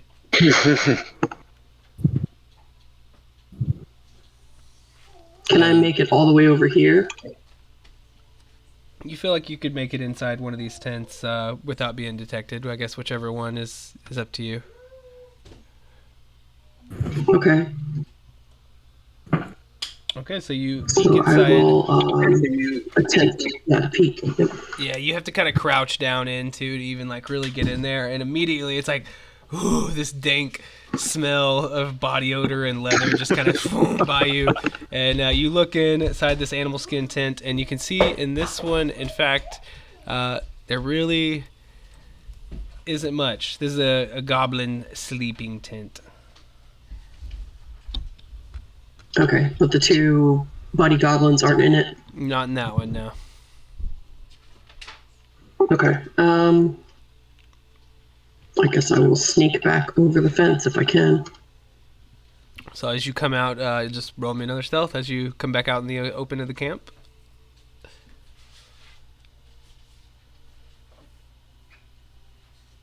Nice. Thank God for the shroud.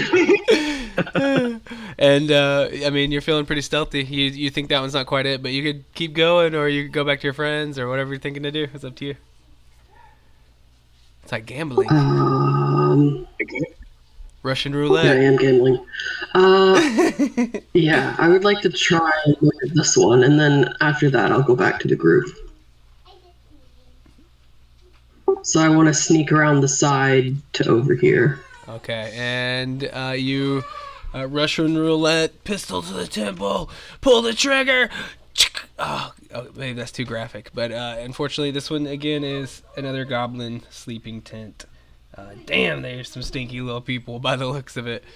And you keep wondering where the bathroom is in this area, and you're just not seeing it. And that's starting to raise some questions. I think you found it, though. Right, they just stick in their tents. I'll kind of appear over on this side. Okay, Like, just hey guys, roll me I one checked more out some of stealth. the tents. I think you'll be fine, but we're just keeping it steady. As you come back out of that tent, you'll have to try to stay low. Oh, and it looks no. like you're good. These guys are not the most perceptive. As you like crunch a leaf, and one of them like farts at the same time, and you're like, oh, thank God. It covered you. Okay. Unless you guys want me to keep going, I think I've tempted fate enough. One Yeah. goblin's like, hey, did you hear something? And he's like, yeah, and you're about to smell it. When in doubt, crude humor. DM out. All right. So you're good. You found out a couple tents really don't have anybody or anything going on in them. You Dice are said still- this one's the one with the magic symbols on it. That one does seem to stand out from the others. I guess that would really have been Barondel who would have reported that to the group through the eyes of Owly. Sure. Any significance to the symbols, or do they just look mystical and cool and stuff? Yeah, just a flair for the arcane in some way. You feel All right. perhaps. Fine. Amateurs. Haven't you heard? Rune carving's all the rage. Yep. All right. So what y'all's next move?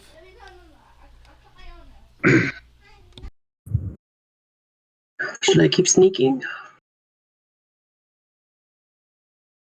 Could he sneak with the owl and like have him go to the different tents? I mean, I'm not sure I want the owl in the tents. That seems it seems like even a goblin would realize that's a little weird. Fair enough. So there's still the 4 goblins we would need to get past. So you've got a couple tents crossed off, but really, yeah, nothing else quite discovered yet. That just happened to be the way the dice were there. It seems like most of these would probably be kind of sleeping tents, but the purple one definitely stands out to you. Of course, the big one does, and one of the other ones probably You know contains what? something else at least. You know what? Actually, I kind of like Greenbrier's suggestion, since so many of these tents have been empty. Is there a route that the owl could take to kind of not be like flying in full sight of everyone, or are there enough goblins milling about that the owl would get spotted quickly? I think that they would probably notice it if it seemed out of place, and to not do that, you would just need to roll a stealth, same as Greenbrier, really. So I mean, I wouldn't have advantage. Actually,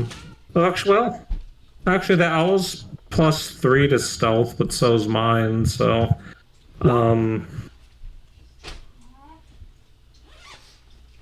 since I can't see the map, is there one other tent close to us that we haven't explored, or are all of them kind of deeper in camp? You can't see the map. This one's pretty close. No, for whatever reason, I am truly theater of the mind, so I don't know what I need to change in roll 20, but we can just go for now.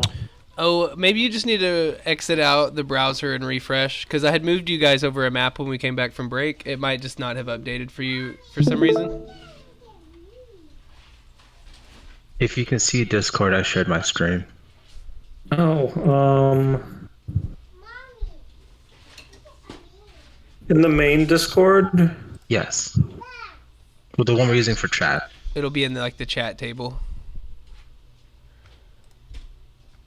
Yeah, my bad. I thought you. I think Roll20's been acting funny, but it's probably just not keeping up with us or something. Oh, hey, that's awesome. Thank you. No problem. It has since last game. It's been messing up. Or since the last time we played this one, anyways. Yeah. Well, I know they're working You know on what? upgrading the system and stuff, so hopefully they'll, iron it all out when it's all done. Well, let me ask this: if with all the stealthing around we get discovered, what's our plan? Just attack whoever spots us? The more the goal is just to find out which tents Well- we shouldn't waste time with and which ones we should at least focus on. All right. Big bada boom. Right. Well, What?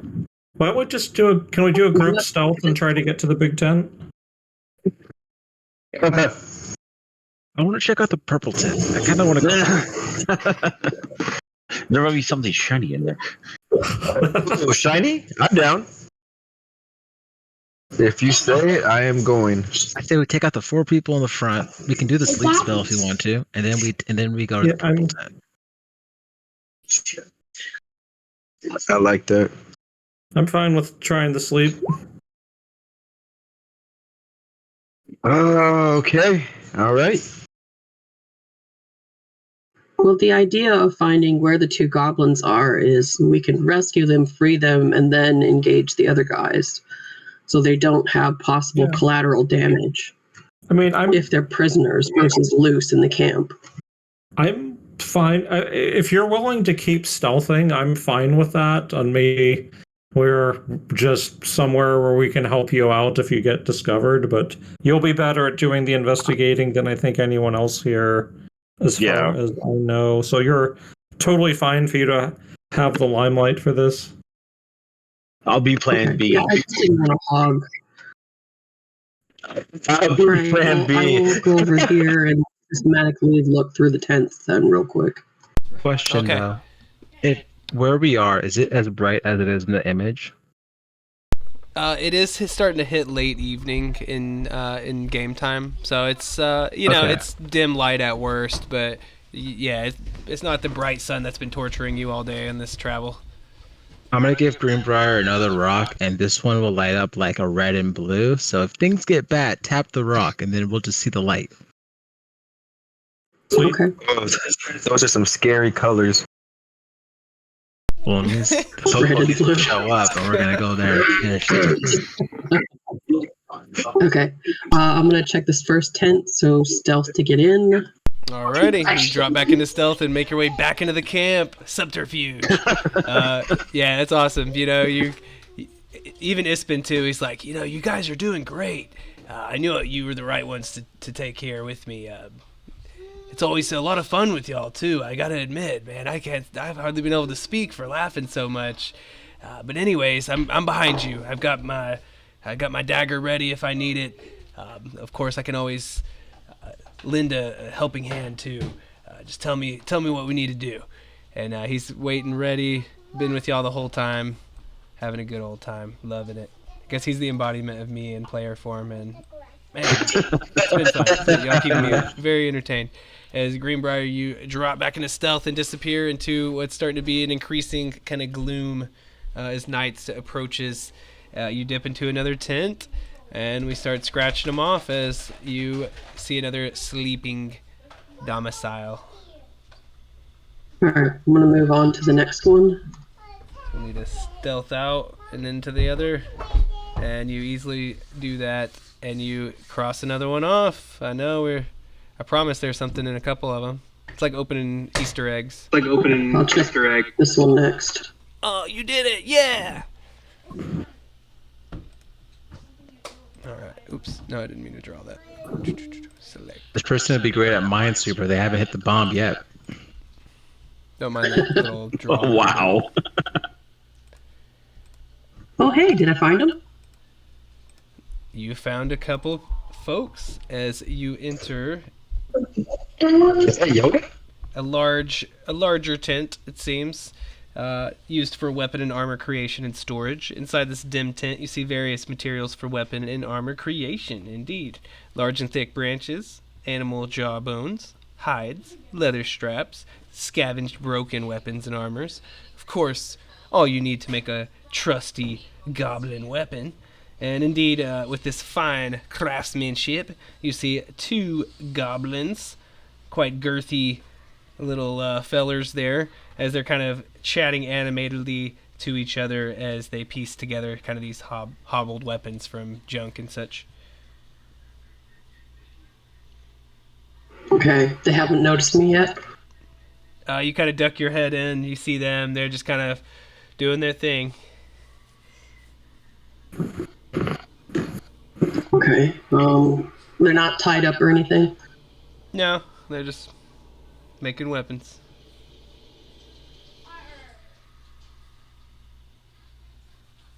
So they're not tied up or anything. They're just doing their thing. No, they're not tied up. Yeah, they're just doing their thing. Okay. I'm tempted to sneak back out and just keep checking tents, but Yeah. That makes sense. I mean, they're not tied up. They're not. Yeah. Yeah, they're So- not paying And there's no. attention. As you prepare And to there's no exit, dog. you see one of them finish up a spear and throw it into a pile. And in that pile, most of the weapons and armor are pretty rudimentary, poor quality. All of it's goblin-sized and probably of very little use to you. But against the back wall of the tent, you see a weapon rack holding javelins and spears, one of which is made of a strong metal that is a blend of shades, ranging from deep, rich grays to shimmering silvers, with occasional hints of celestial blue or purple hues. This is the javelin you guys were promised. Nyx has like little goosebumps on the back of her neck, and she's like, "Ooh, something's afoot."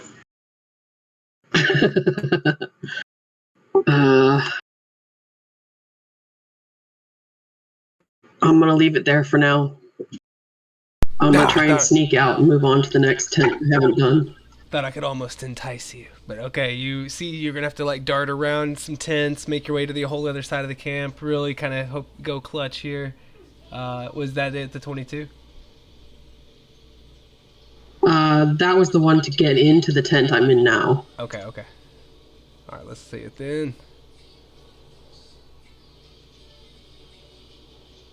It was the 22. Nice. I want to check out this one now, if I can. Okay. So you peek your head in to the big tent there, and you see that this one is a little more crowded than the others. This is the largest, most lavish tent in the encampment, and like the others, it's made of leather and cloth, but with finer quality materials. And once you get inside and peek your head in, I guess that would have to be from up here in the flap there. Oh, so I can't look at it from the back? No. You've just been kind of Then sneaking into I would these skip tents. that one then. If I can't get at it from the back, then I'm gonna skip it. Because like going around the front, like here, I don't know that would be very good.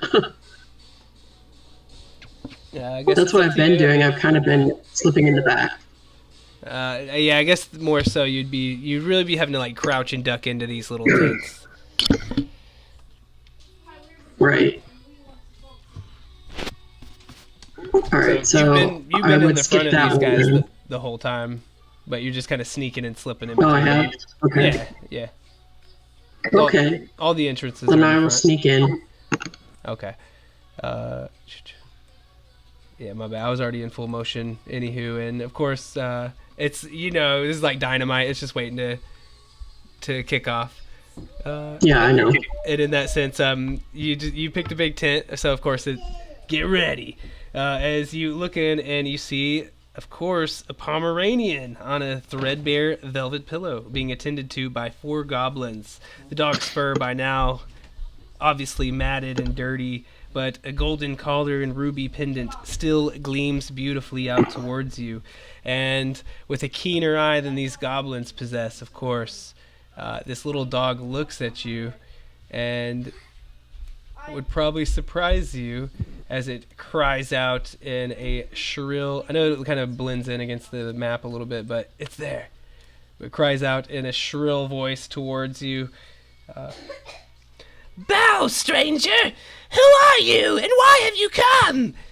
The little black eyes glow red in warning towards you, Greenbrier. I'm gonna smack the rock. Smack the rock. Smack the rock. You guys, I think it's time for us to go. Go in. Yeah. So to save time, I guess I will bow and say, I've come looking for you. Your master is worried sick. Or I'll say your human is worried sick. I won't say your master. My human? How dare you?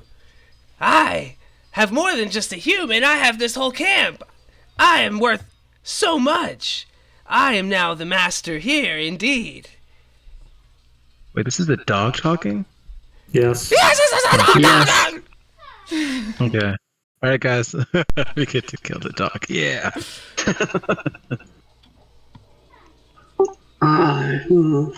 Oh, but of course Yeah. you can Can I make see start right any of now. the, you can make a persuasion check, of course, in that form. You phrased it, of course, but you can roll it out. Persuasion sorry, check what? it up. You can make a persuasion check.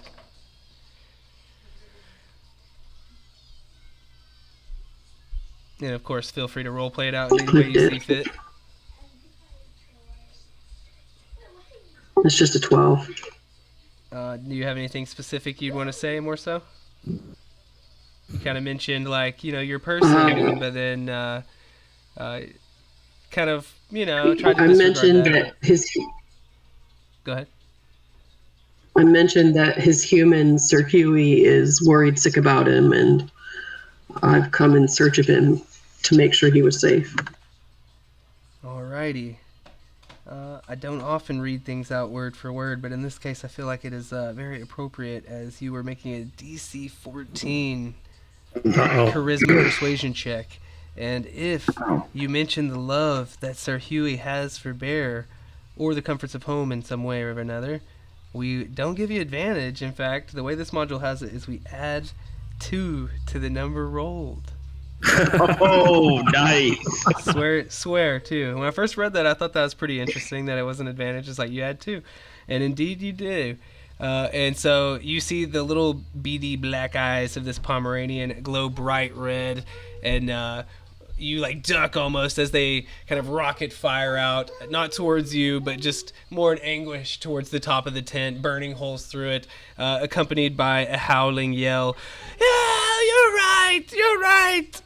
Oh, I'm only doing this all because I just wanted to feel like I was with Sir Huey again, really. I miss him so.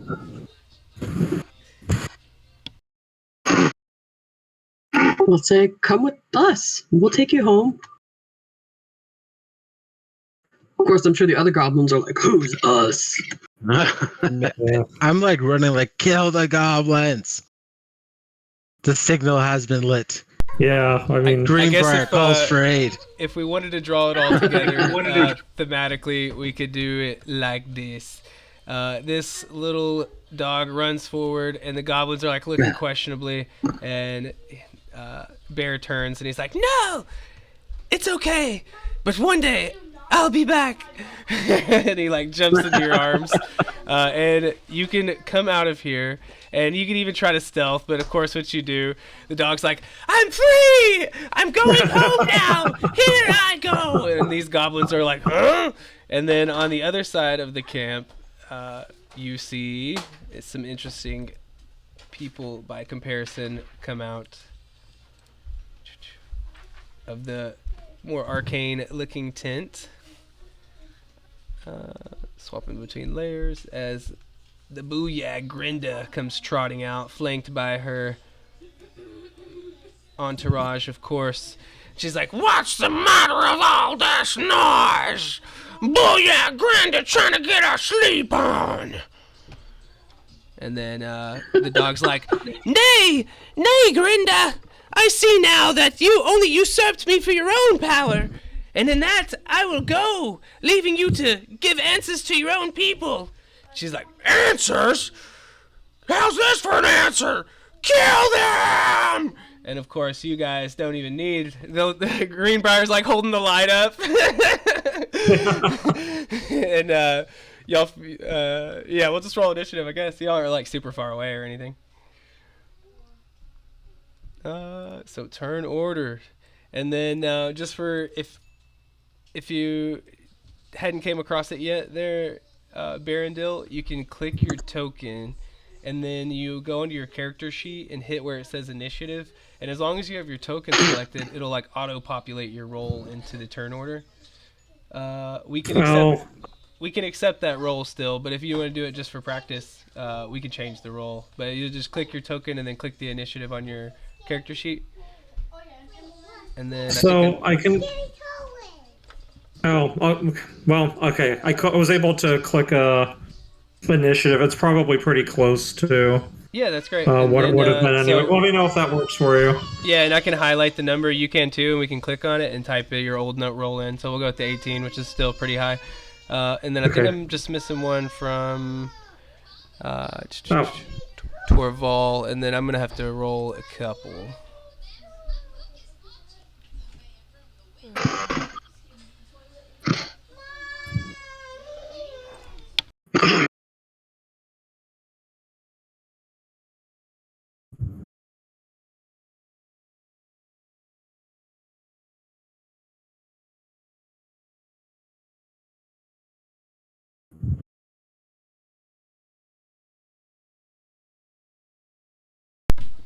I gotta figure out how to whisper, honestly, but he's not gonna be in the combat since you were rescuing him. The dog just chills. He kind of hides behind you, and he's like, "Please take me to Sahiwi. I've been bad. I've been a naughty Don't worry. boy. I know it." When it's my turn, we're bamfing out of here. Okay, and then let me get theirs, and we'll get it started. Because my cloak has a teleport.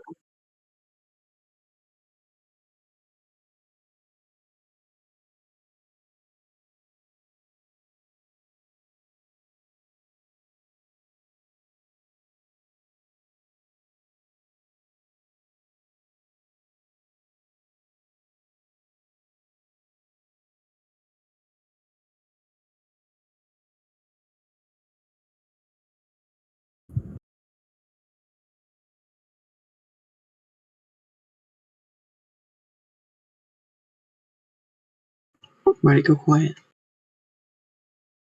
My bad, just getting all my initiatives No, ready. My bad. And I almost forgot Mr. Ispin. Let me get him a quick initiative. Oh, he rolled really high.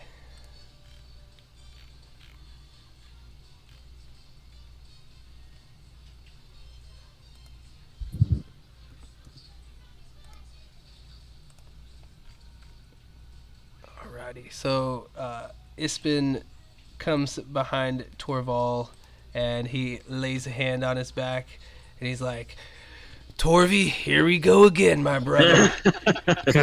That last song I wrote about us going into the dungeon and barely making it out of there with our lives as that place had collapsed, that was a hit, dude. I mean, I really got some fame from that. And this one, it's going to be even better. Knock 'em dead," as he will give you the help on whatever you're about to do.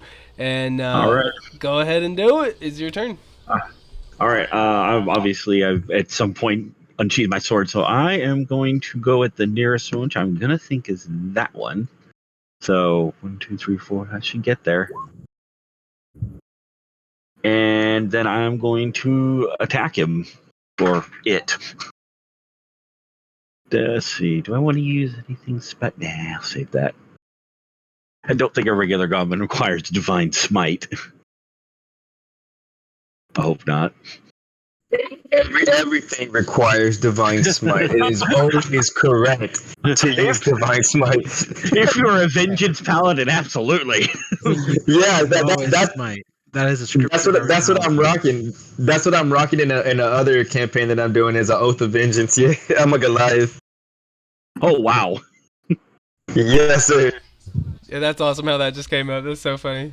But even with a 14, you do need to get roll advantage though, because Ispin, he gave you that charge. Oh yeah. So you're gonna need it because a 14 does not hit, but a 16 does. As you slash across, he like nimbly dodges and like goes to give you the finger, and you just lop the whole hand off. That's gonna be, I'm guessing, one-handed, right?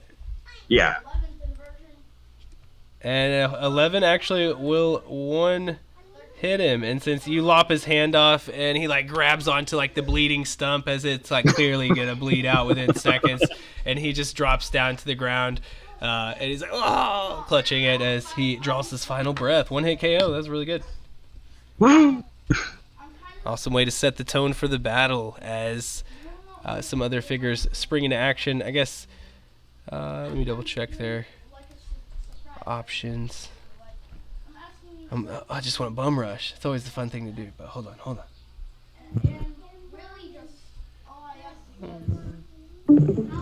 Oh yeah, bum rush it is. I'm busy. I'm not listening to you. Shoot. Okay. So it's kind of just a surprise.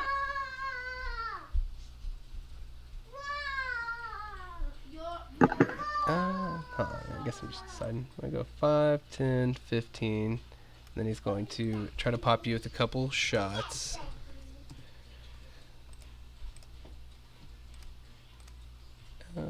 He whips out a kind of a rudimentary little scimitar, but I mean the pointy end looks like it's gonna do the job it needs to do, and so he tries to lash it out towards you with only a 12 at best. So it kind of just like, you just like don't even see it coming really as you like stand up straight from like your last blow. You're like, yeah, as you just killed this guy, and all of a sudden it's just like you're like, it's almost like a child like scrabbling at you, like ting ting ting. You're like, what the hell?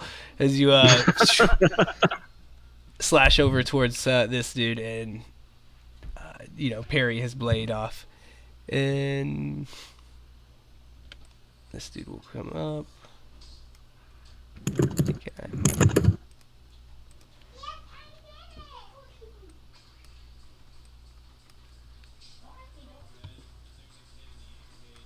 One second, I realize I need to make a quick adjustment.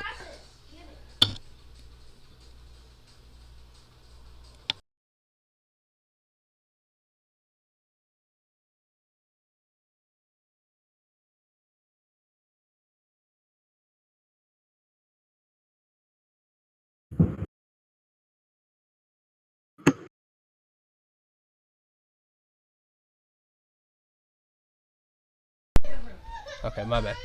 Just kind of looking and seeing what I might need to do with different people in the area and stuff. But I think for now, this other feller will run up and he'll try to hit you with the scimitar. But I did make a mistake. It shouldn't be 2 hits. That's what I was kind of double checking for. But he tries to take a quick stab at you with 1, and at 14, still gonna miss. Actually, looks like it'll be a 13. So you fend off a couple blows there, as we'll go to Barondil. Thanks for the waiting there in the pause. All right, so I'm not going to be able to move my token without the map. What I would love to be able to do is stay as far away as possible, but get line of sight to be able to lob a firebolt at the our big bad evil gals, like big bad evil goblin who's the main troublemaker. How far do I have to move to get line of sight? Or do I have it from here? We could just move you up a couple squares.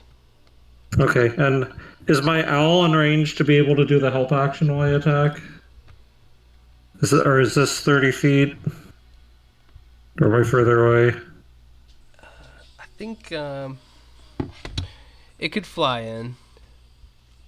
And does it have flyby as an owl? I mean, it can fly without incurring opportunity attacks and that sort of thing. If that's what. That's Oh, actually, it's a 60-foot flying speed. it I has take it back. flyby, right? Yeah. I think that's what it's called. Okay. Just double checking. So yeah, I mean he could fly up there from the way I've seen it used, and I'm thinking the way. I just double checking myself real quick, but I think you could just fly up, provide help, and then you know, my bad for holding that up, but I'm gonna look up the rule for help specifically because I'm trying to. I think you have to be within 5 feet. So I don't think flyby. I think that. I didn't think the familiar needed to be Flyby, what he close to does me. is that he flies nearby, does the help action, and then moves away, and flyby won't provoke. But he has to get within 5 feet of the target. He's trying to do it. Yeah, I mean, He has to get away. yeah, the idea is I want the owl to distract Okay. the goblin while I'm attacking and get advantage that way.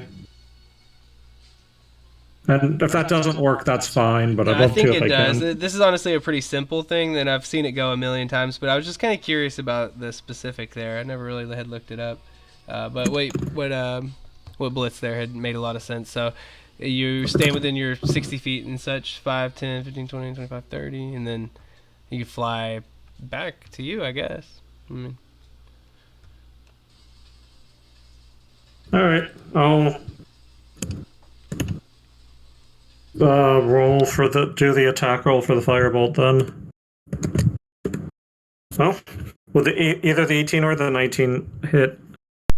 and on Big Bertha Booyag, it looks like it will hit. Okay. Yeah, 7 damage. I'll take it.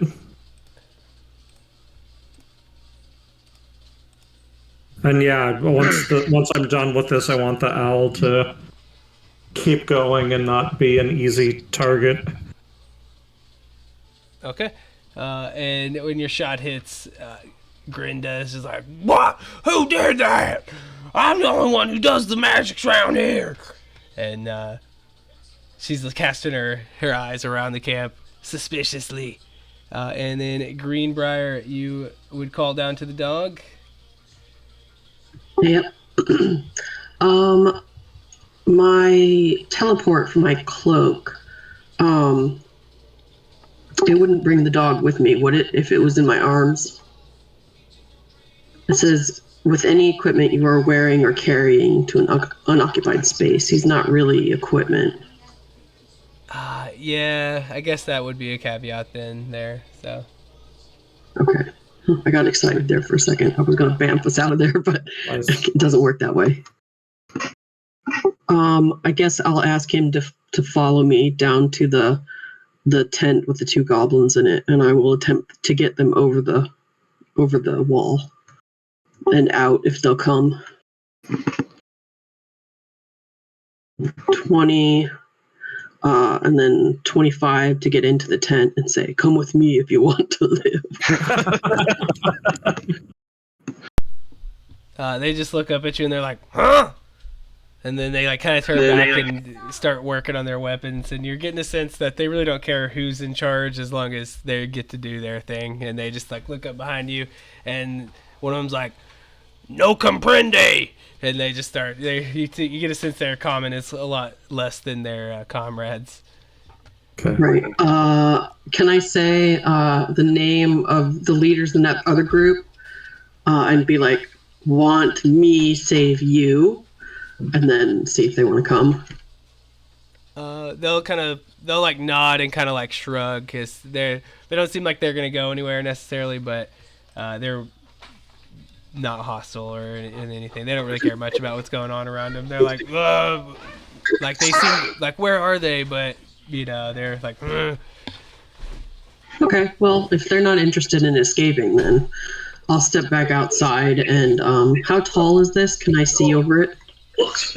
Candy? Yeah, I think so. Probably about the same, 4 feet or so, same as the tents. Okay. Well, I was going to target something and shoot it then, because I can't move any further right now. If you want to stick to line of sight, you'd probably have a pretty good shot on On that one. All right. As long as the dog came with me, yep, I will shoot at that guy then Okay. with my long bow that I bought with the 50 gold from last time. Nice. Let's see, normal. Does a And 14 hit? it looks like it'll be just shy of this fella.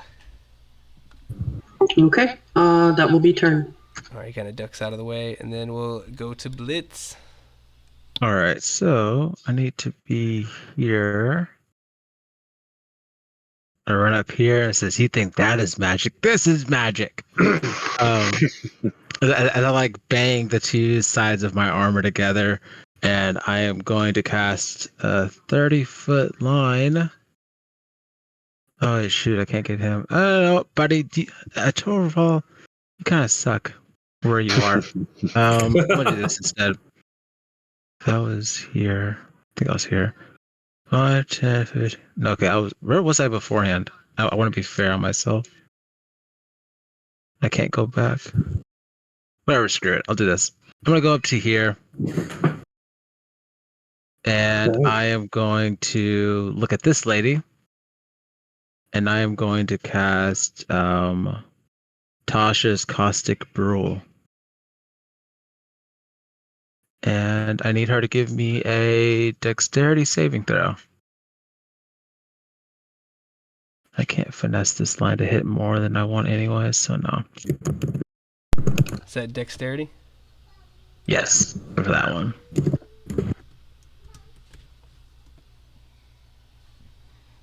She made it. Okay. All right, well, that's fine with that. Is this tent door open? Oh yeah, it's flapping. Cool. I'm gonna bunny hop right there, and that's my turn. All right, and she turns to you. Never thought a goblin be so girthy, and she's like, "Why is everybody picking on Grinda?" As let's see, what's what she gonna do? Do your best. Not too good.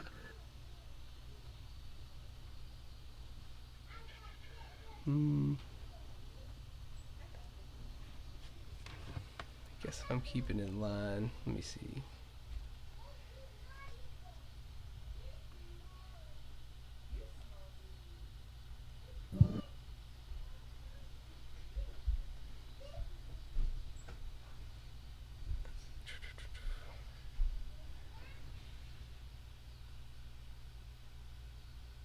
Alrighty, I guess I'll take my chances here. Probably not too high, but always fun to try. And I think just with the way things laid out is my best thing.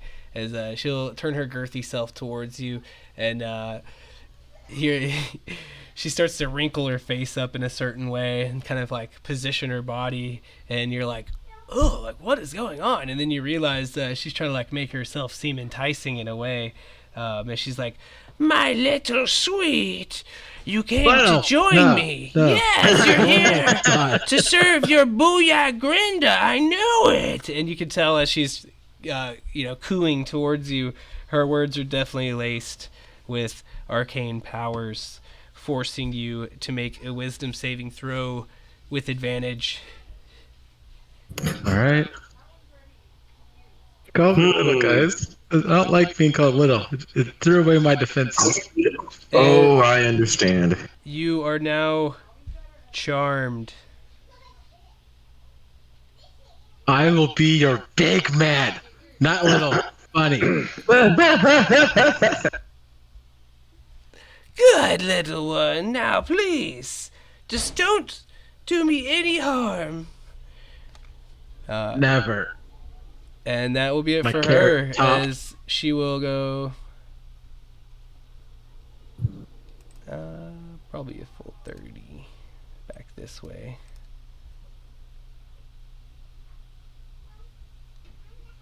And then we'll go to Nyx. What you got, Nyx? Wow. All right. Let's see.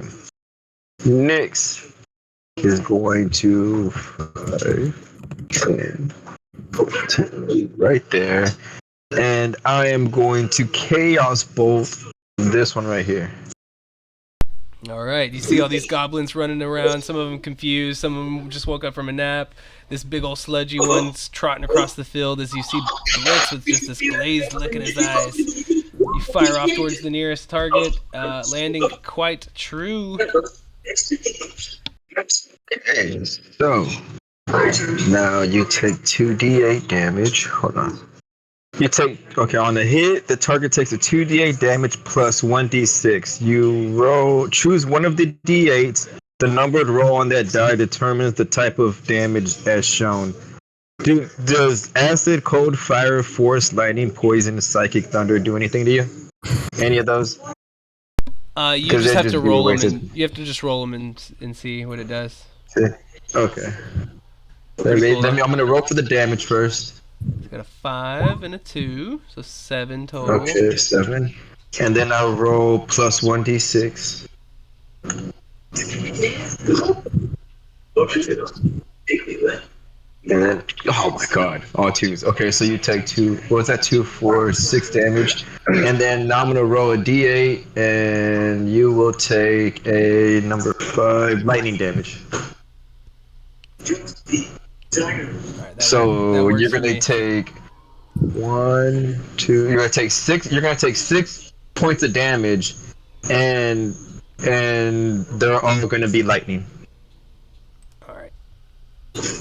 And as you target this one here, he does look like quite a shrimpy goblin.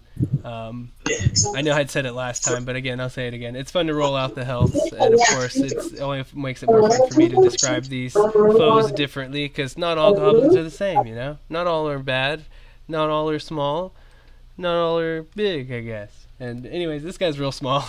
He only had 6 HP total, believe it or not, as you managed to get past his armor and such. Okay. And you just jolt him, electrify him. In fact, Torval, some of your hair kind of stands up on your arms and on your scalp there as you just see this very static figure fall over, rigid. And then you look back and Nyx is like, tee-hee, right?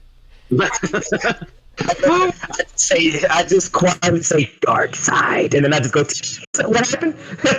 Oh shit! Whoa! It's 10 years, it's been a long time. Oh, now we're about to start hearing about the backstory there. Oh, and then was there anything else there? That's your action? Yeah, that's action. I don't have a bonus action, so that's my turn.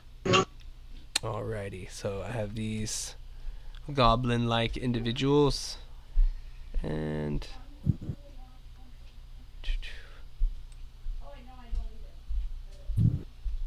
should have done something a little. I got a little mixed up between stats earlier, but they're very, very similar.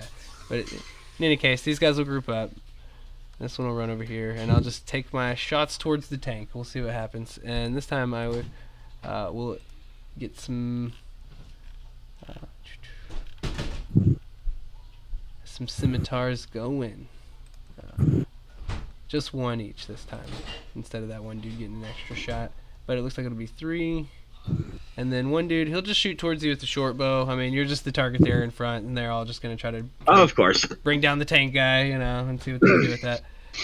It would have been Blitz, but all of a sudden he's looking quite well, maybe not friendly towards them, but I don't know. Something all of a sudden didn't seem as threatening there. I'm sure I'll regret that. But for now, I'll just roll 4. Holy hell, that sucks. I think only one will hit. That was going to be the short bow in the back. Yep. You have a mighty fine defense, but you weren't expecting the range shot coming at you. And so you'll take 6 piercing damage there, Torval, from that arrow. And okay. I guess it would be... that's okay. That's okay. I'm gonna hold off. And then Mr. Ispin, he'll come up and he'll give Nyx a tap, and he'll be like, "The way you just electrified that foe gave me an idea for a melody that would be quite electrifying itself." And as your eyes roll back into your head, you feel like you'll have the help action when it wraps all the way back down to you at the end. But for now, we'll go to Torval, who's surrounded by goblins. Yeah, I'm getting surrounded here. Well, just I guess I'll attack the guy straight in front of me. Get back over to that attack. Here we go. Ugh. You know what? I think I'll use that point of inspiration. There you go. Nice. I think that's four of them now used. Oh, no better. Dang. So you're really crowding behind your shield. The guys in the Big Ten are just hanging out. They were told by who they thought was their leader at the time to hang back, and they hear a commotion, but they're chilling for the sake of the encounter and stuff. This is fine. If y'all were a little bit tougher, I might throw in some tougher goblins, but I think this is what's level appropriate and everything, so we are good to go. And Torval, man, you were hiding behind that shield, deflecting as many blows as you can, but of course it does limit your own reach slightly, but you're doing what you need to do for the party to survive. That being said, you do feel one. I think I actually just need to delete that one. And Barondil, you can go ahead. Am I reading the distance right? That if I wanted to cast a sleep spell centered around the goblin kind of next to the campfire, I'd be able to keep Torvalds out of the 20-foot reach, but possibly get Booyah Glenda or whatever her name is. It's part of the 20-foot circle. 20-foot radius.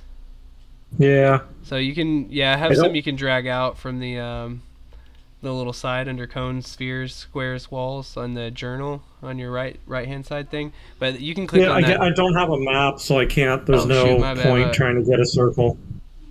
But yeah, basically nudge that a little bit to the left. Roll 20 just wasn't quite working, right? What was that? Is roll 20 just not quite working right for you? Is that it? Everything's working except for having a map. That's weird. So I think I'll do a sleep here, especially if Torval's out of the line of fire. So if we're going by the black circle in the middle, I think that would be pretty fair. I think to stay out of his square, you're probably going to miss this goblin at the bottom too. No, that's fine. So, but to get you get 3 of them, yeah. You're trying to cast which is obviously going to be your signature spell, sleep. Yeah. Nice. All right, so I believe. All right, big money. Roll them out. 23 hit points of creatures asleep. And so who goes down? Do I start from the highest? It's whoever has the least hit points. Starts from lowest and then goes up. Yeah. Okay, so 23. Honestly, it's one of those spells that later on probably isn't going to get it done as often, but here at like lower levels like this, yep. It's just cool. You got to use it while you got it. And who knows, maybe you can scale up in your favor later, but I'll just give him some question marks right now, as that's what's readily available. But okay. This spell is gonna come clutch at the most clutchiest moments ever. So these 2 goblins just like drift off and start to snooze. And right by the campfire, it looks like so natural. In fact. Nice. Awesome, good spell. Anything else there from Auto Wizard? I'm gonna try to have my owl in the direction of the big bad evil goblin, but not get close enough to be attacked. I'm going to go after her next round if she's still up, but that's my turn. All right, positioning in the sky somewhat, and we'll go to Greenbrier. All right, Greenbrier is going to target her and see if she can hit her. Oh my god. I guess I used up all my good rolls. In that case, I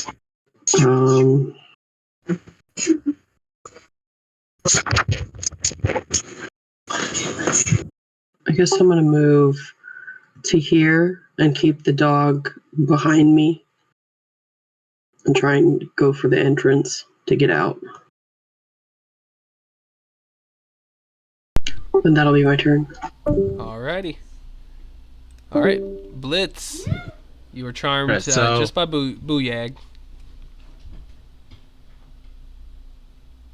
Don't hurt my friend, guys. She's innocent.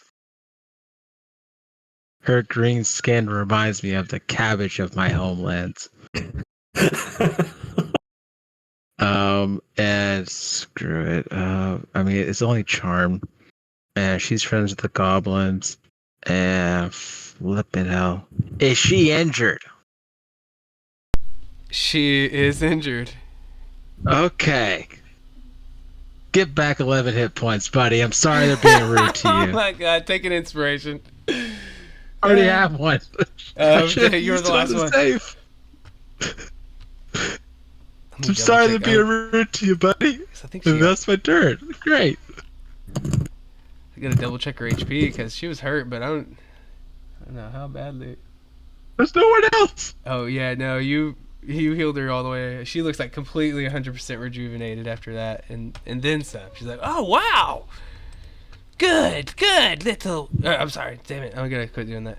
Not little. She's man. the same size as you. Yeah, all in all, she's like, good, my precious, such a strong young lad you are. And yeah, the old hag of a goblin. But anyways, we're gonna make it more interesting. As it looks like it will be her turn, and she puts this, like, what normally you would just cringe at, but now she kind of like curls a little hand off on your shoulder, and in your mind you're like thinking like, wow, you know, I was hoping this would happen. I'm gonna die one day. I'm gonna drink a lot of alcohol after this mission, guys. And then she will. It would be funny to do that. Let's see my range here.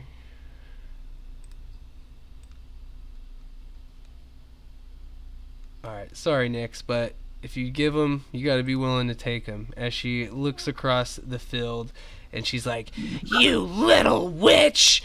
How dare you replicate my signature spell! And she is going to try to pop you with a chromatic orb of her own.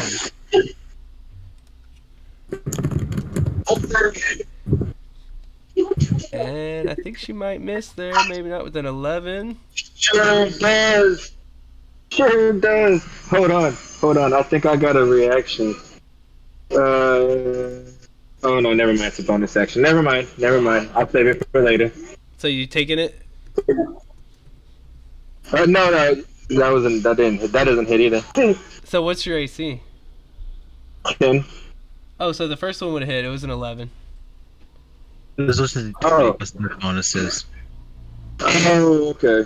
But yeah, do you? I guess you probably wouldn't have armor on, really, though, huh? As a sorcerer, you don't get light armor off the bat, do you? Nothing. No. Damn. And I haven't bought any either. And then what's your dex modifier? What is my dex modifier? 0. Oh, okay, yeah. Shoot, well, you gotta start hiding in the back or get shield or something soon. But in this case, you'll take 9. And what did you do earlier? You did lightning, right? Let me see. I believe I can do that too. Hold on. It was chaos, bro. Yeah, she's gonna do a lightning attack herself, so it'll do 9 lightning damage to you there, Nix. What's your total HP now at level 2? I don't think we ever got that updated. 18. 18? 14. 14? Yeah. All right. And then. Oh, I thought I updated it. Yeah, it's 14. All right, I didn't do it on my character. Never mind. It's all fine. So yeah, you take this Yeah. electric shot of your own. She shoots it across the field at you, and it splatters. And you just feel yourself grow rigid, and then like you almost literally steaming as you get kind of gain sense of your faculties again. And she's like, "See, that's how you cast it. You learn." And then she will look over. I mean, dang. I guess I would be mean to take another shot there. I guess so. We'll see. We'll see what I can do to the casters. Let's welcome Barendil to the table. I don't want to target Nix again, so it looks over. Dang. Gotta share the love. She does have a second there. She flings her hand out, another little orb, which I'm guessing is probably going to hit there.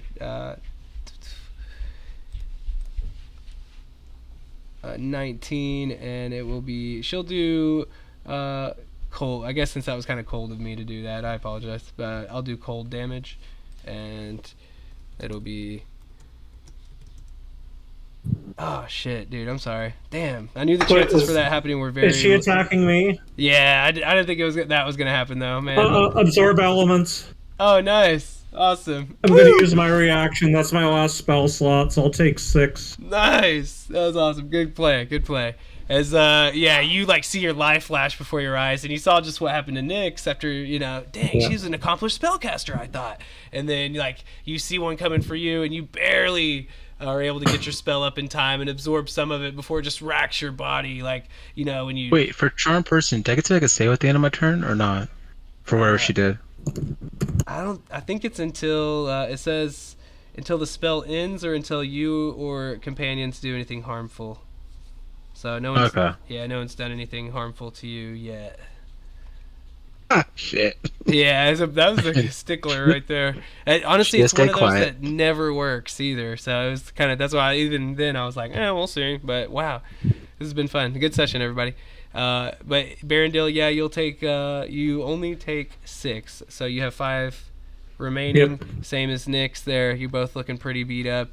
But the battle rages on. Speaking of Nyx, you're able to go, and looks like Ispin, he kind of gives you another nudge, and he's like, "Don't worry, you got this. I've seen you do great things before."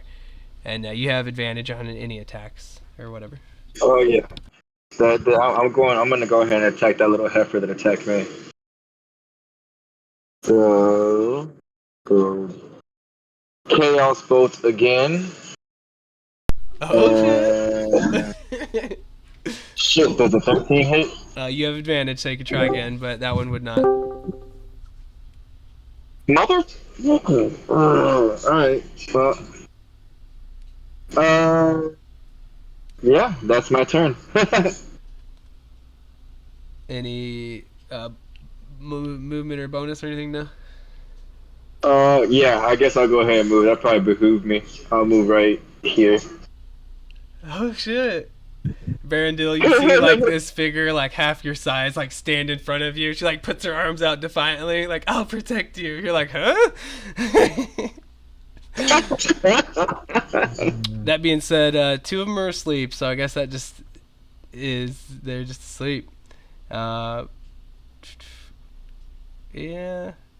I guess it would probably behoove me to wake them up. So this dude will move out of the way, and he'll use his action, and he's like, "Hey, get up!" And he dinks him on the head and wakes him up, and he'll use his action to do that. And then the dude that is woken up, I guess he would try to pop Torval, who's in front of him, but he's like very groggy, and you deftly dodge it. And then I suppose this guy down here would...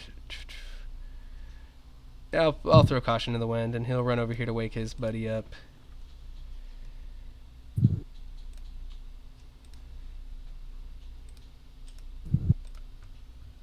Which would open him up to an opportunity attack from Torval if he wanted to. No? Alright. And he'll take, I guess I'll mix it up. And since Greenbrier, you've kind of revealed yourself and been doing some stuff, this dude will try to shoot you with an arrow for once. And he nearly brains his friend in front of him. Doesn't even get to you. He explodes in his face almost.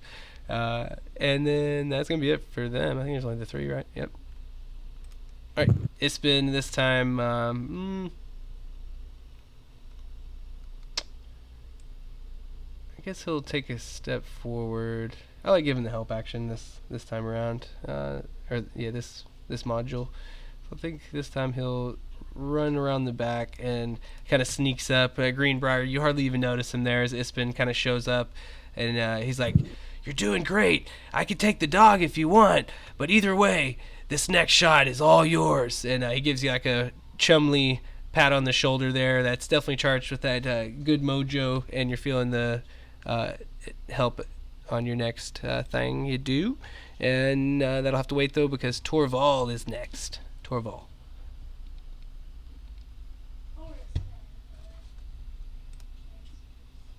Oh, I think it's doing that thing where I can't hear or something. Let me come back to Discord real quick.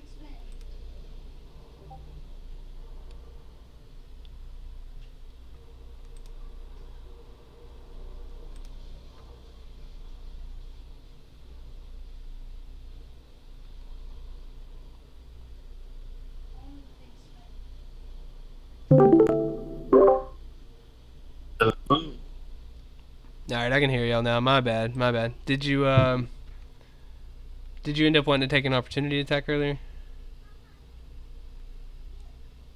Torval?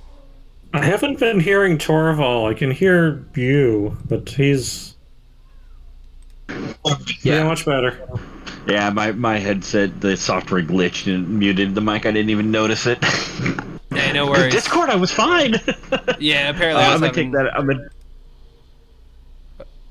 Go ahead. All right, so yeah, all right, I'm gonna roll the opportunity attack. Oof. Nice.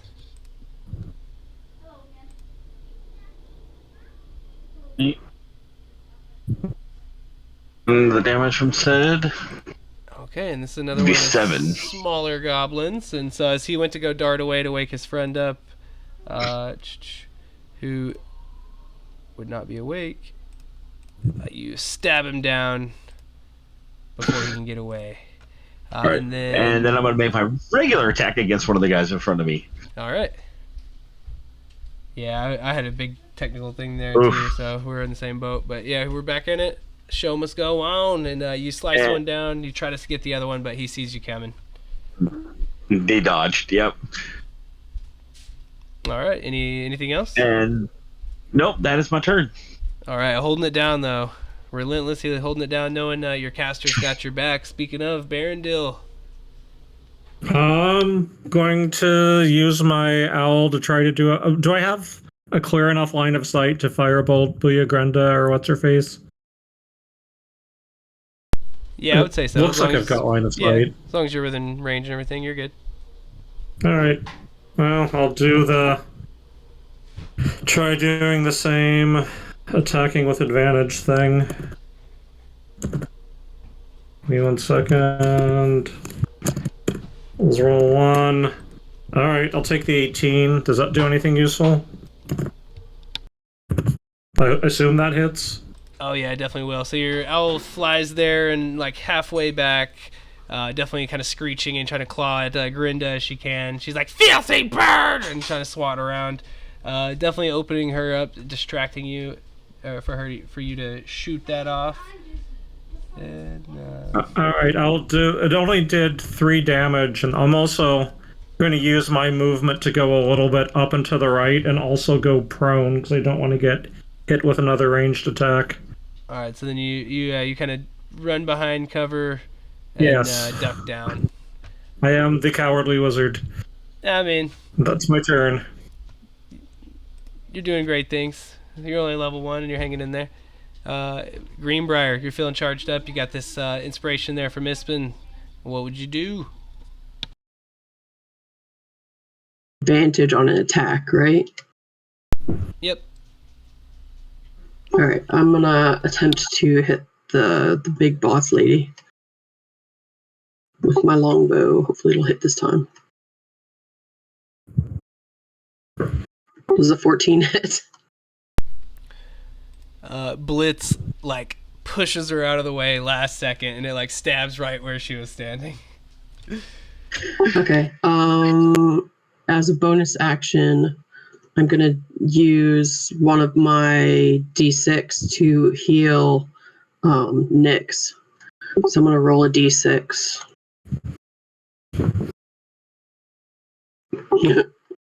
So he gains 1 hit point, and he also gains 1 temporary hit point. And I will move a bit further over this way. So 5, 10, 15, 20, 25, 30 to here, and have the dog follow me. All right, and as they say, all damage matters, but hey, all health matters too. So it do. And yep. End of turn. Okay. All right, Blitz. Sorry, man. Lady, I have defended you well against my friends. I apologize for their actions. Whatever could I do for you? Just stand over there and well, I can't really. What's the full extent of charm? Do you know? Off the top I of can your do head? something for you as a friend. I can't attack my allies. I can't attack someone for you. I just can't hurt you. Right. That's what I see you as a friend. Yeah, so she's like, just stand over there and make me feel pretty again if I get hurt. That was nice. But yeah, I guess I have much for you there. I just stand there. I pull out my orb. I say, all right. All right, back. Got a spell slot back. That's my turn. Alrighty, nice. Roll the power. Damn, I'm sorry, man. This Grinda. But you know your friends are doing everything they can to end her. And I guess at that point, of course, she is still trying to do the same thing. And as she rocked Nyx once with the chromatic bolt, and then you tried to do it back to her again, I feel like we have to keep doing this until one of us drops. And so she looks back at you again and is like, I told you!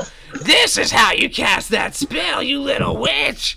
And she fumbles it, and it kind of splashes in her face. She's like, oh, confound it! I didn't mean to make that one acid! Ugh! And then she's like, now you've really steamed me up. Stay in one place! She'll try it again. Me and you were locked in a death struggle of chromatic energy. Ooh. Shit. Wait, would it be? Hold on though. Wouldn't it be disadvantage since I'm behind the wall? I hadn't really been counting that for anything necessarily, honestly. No. Alright. No difficult terrain for y'all or anything either. Well, I'm down. I mean, you could still get. I mean, even if I gave you like +2 to your AC from partial cover, I mean, it's still going to hit. But, sorry, dude. Dang, I think that would outright kill you, Nyx. Alright. No. Yeah, honestly, What's your max hit points? 14, or does it have to be? Does it have? And no, it just has to be negative his max hit points. Ah, okay, so not quite then. Okay, my bad. I was about to say I've never done that before. Obviously, you can tell, but I knew we were close. But Nyx does indeed drop. Not totally X'd out, but the big bolt of energy. We'll make that one poison since it seemed a little vile. And then, of course, yeah, we'll go to Nyx herself, who will have a first death save. Roll 20. Come back. Yep. Roll 20. Alright, there's one fail as the battle rages on around you, and now these goblins are going to go. I suppose, we just got to try to keep our friends active and stuff, so I know it's not always the most tactical, but also no, I shouldn't explain everything I do. But anyways, this goblin will take a step away, and he will try to nudge his friend awake. Oh, actually, you haven't went. Yeah, you've gone yet since then. Yeah, of course, yeah. Yeah. Guys, you can shoot me. You can do it. End my misery. I give permission. Would you be trying to take an opportunity there, Torvald? Absolutely. Okay, yeah. You feel free to call it out. You don't have to. Sorry. You're good. I just might not every time. Oof. Sometimes I'm devious. See, but I was rewarded for being nice. As he slices the open air, he darts away and kicks his friend, and he's like, "You idiot, Gnub! Come on! Booyah! She's gonna give us the sweet lovin's if we kill these guys!" And he wakes up and he's like, "Wow, Booyah, making soup!"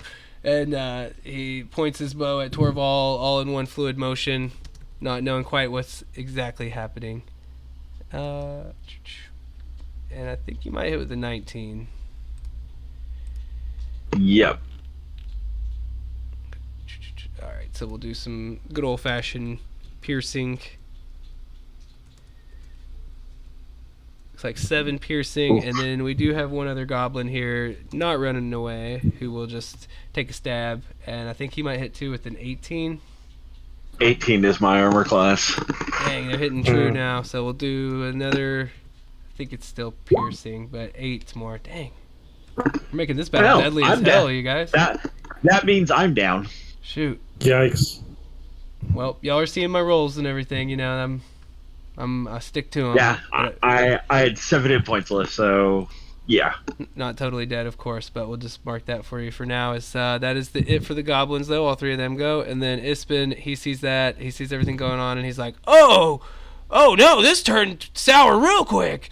And he'll look at the goblin standing over you that just did you dirty, and he did not like that. As he, I'm thinking he'll be foolish. He just saw his. Oh no, he's probably the best with the short bow, honestly. So he kind of stays back and he tries to pull out his short bow there, and he's like, "Torvi, no! Don't worry, man. This will just be another scar we laugh about later." And he. Oh, I'm sorry. I don't know how I rolled the D8. My bad. Oh god, I'm all excited. He will hit. And I'll even be nice and re-roll my damage since that was so absolutely awful. Alright, and so he about bloodies this goblin in front of you as he buries an arrow deep in its gut. And he's like, "Torvi, that one's for you! Get up, man!" And I guess seeing that like things are going crazy, he'll kind of run over here and he's like, "Come on, come and get me! Go, go, go, go!" As he tries to like lure him off and around over here away from y'all. You know? Nice. And then Torval, we'll need a D20 from you. All right, and yeah, you're feeling good with your friend helping you out there, and you got another friend in the background, Barendil. Yeah, I think now that I've seen what's happened, instead of going after Grenda, I'm gonna have Owlie help me attack the goblin that just knocked Torval down. All right, so you use half your movement to get up and run over to get a good so line of that's a sight. good point. I will get up so I'm not at disadvantage for the attack, but then firebolt that goblin right next to Torval. Okay, and then your owl was pretty close, swoops in, then can kind of return back to you over here. Does a 13 hit by any chance? Unfortunately, a 13 will not hit these guys. They are dexterous. Alright, well, get the owl to safety, and I'm probably going to be standing up but still go back to cover so that Grenda can't hit me, hopefully. So you can take like a step back and you're partially covered up there. And you see Greenbrier in front of you. Probably both of you starting to have like wider eyes, grim expressions. Greenbrier, what are you going to do? I'm going to take a step forward, grab Nyx, and drag him over to here so that he's behind cover. So, like, if I grab him, then it would be, to here, or move the dog there. And I'm gonna cure wounds him. Okay, so this might be one of those weird hand things, because I know you'd probably have to like free your hands of anything, and then you would do your interaction to, grab her, and then of course you'd be using extra movement a little bit, but you move back. That's all fine and good, but then to cast the spell, you would probably do you need a component for that spell because you've already used your free interaction kind of thing. Let me see. Like healing word, I know you don't. That's only a vocal one, so something like that would work perfectly fine. But if you do, like right now, your hands are free basically because you had to carry Nyx. It's voice and semantic. Yeah, so it's that's fine. Semantic, that's fine. You're good. As long as it's not material, basically.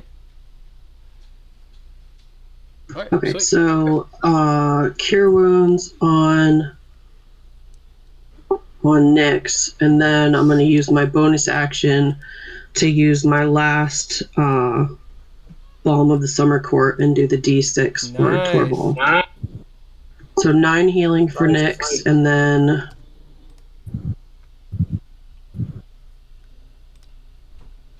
3 hit points for Torval plus 1 temporary hit point. Nice. Nice. And that will be end of turn. Alrighty, they're still hurt, but they're up. Way to change the battlefield in one fell swoop. That's that beautiful healing I'm talking about. Who needs a cleric? Alright, Blitz. Dang. All right. I'm just gonna sit here and say, I've done all I can for you. What else? Just tell me I'm a gorgeous ruler and you'll worship me and rub my feet later. And yes, tell me these sweet, soft things in my ear, precious. I will improve your feet so they look almost as good as feet that normal people would want to touch, but I gotta be honest, feet look horrible. But I think we can work on them. Oh my god. I'll accept it. Onlyfeet.com. Okay. That's my turn. Okay. This Just is dying on the terrible. inside. It's ter- I They feel- almost seen Get Out. There's me in the background just screaming in the back of my head. Oh my Wake God. up, you idiot. I'm starting to feel dirty all of a sudden. But Booyah Grinda. Oh my gosh, wait. This is the only time I think I've ever used that spell, and they'll forever remember it. It's just like you, I'm sure. But other than that, she got some other useful tools, of course. She's trying to whip these chromatic bolts around the field while y'all are busy with her other little foes. And, dang.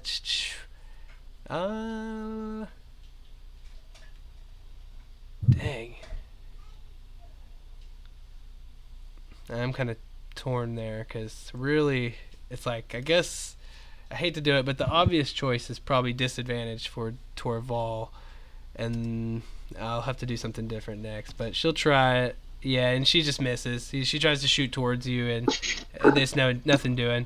And then she like looks over and she's like, "Where did that little rat go?" And she'll try to fire towards Ispin, although he has a decent amount of cover, but not that much. It looks like she will get through towards him.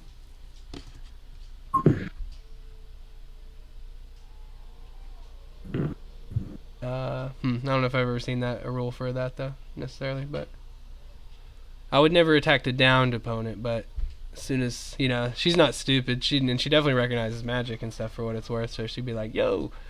But anywho, she missed, and then goes towards Ispin, and we'll do, might be enough. Might go from one to another.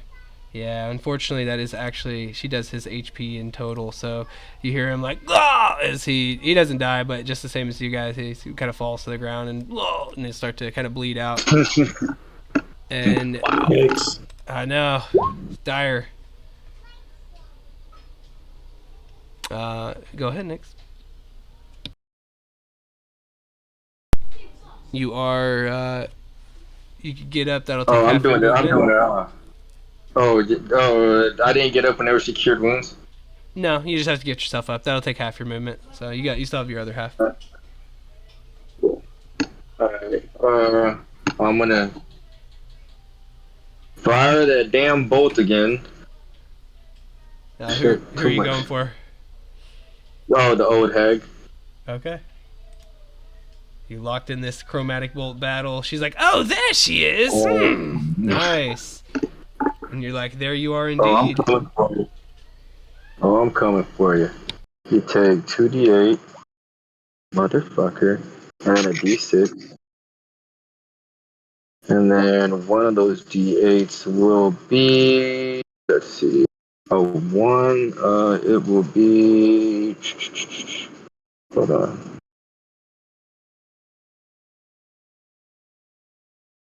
The damage will be acid damage, so 6 acid damage.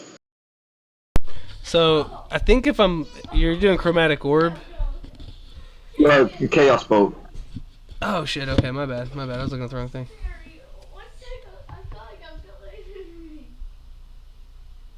Okay. My bad. Those are very similar spells in some ways, but all right. And then I got a bonus action. I'm going to bonus action taunt. Hold on. So it should be 2d8, which would be 5, and then the 6. Okay, I'm catching up. My bad. Sorry about that. So 9. So 9 damage total. And then it's acid damage. Very cool. Okay, and yeah, she definitely doesn't like that. She's hurt. even more so than when Blitz healed her earlier, as she's like, "You're scarring up my beautiful face! Ah, that's enough acid for today. I'm exfoliated." And then the bonus action taunting. Yeah, and yeah, you're.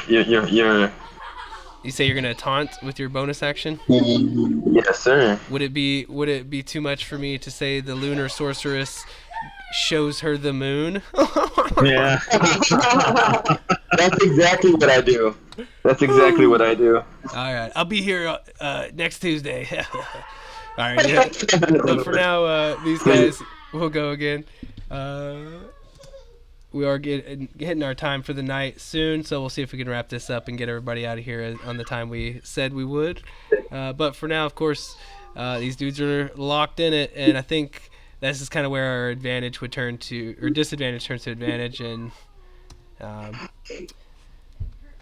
think a 19 would hit, and we're going to see what happens, you guys.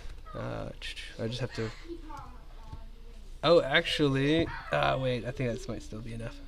Sorry, Torvald. I'm a tactical DM. He will do exactly 3 damage to you. So he just kind of gives you a little kick.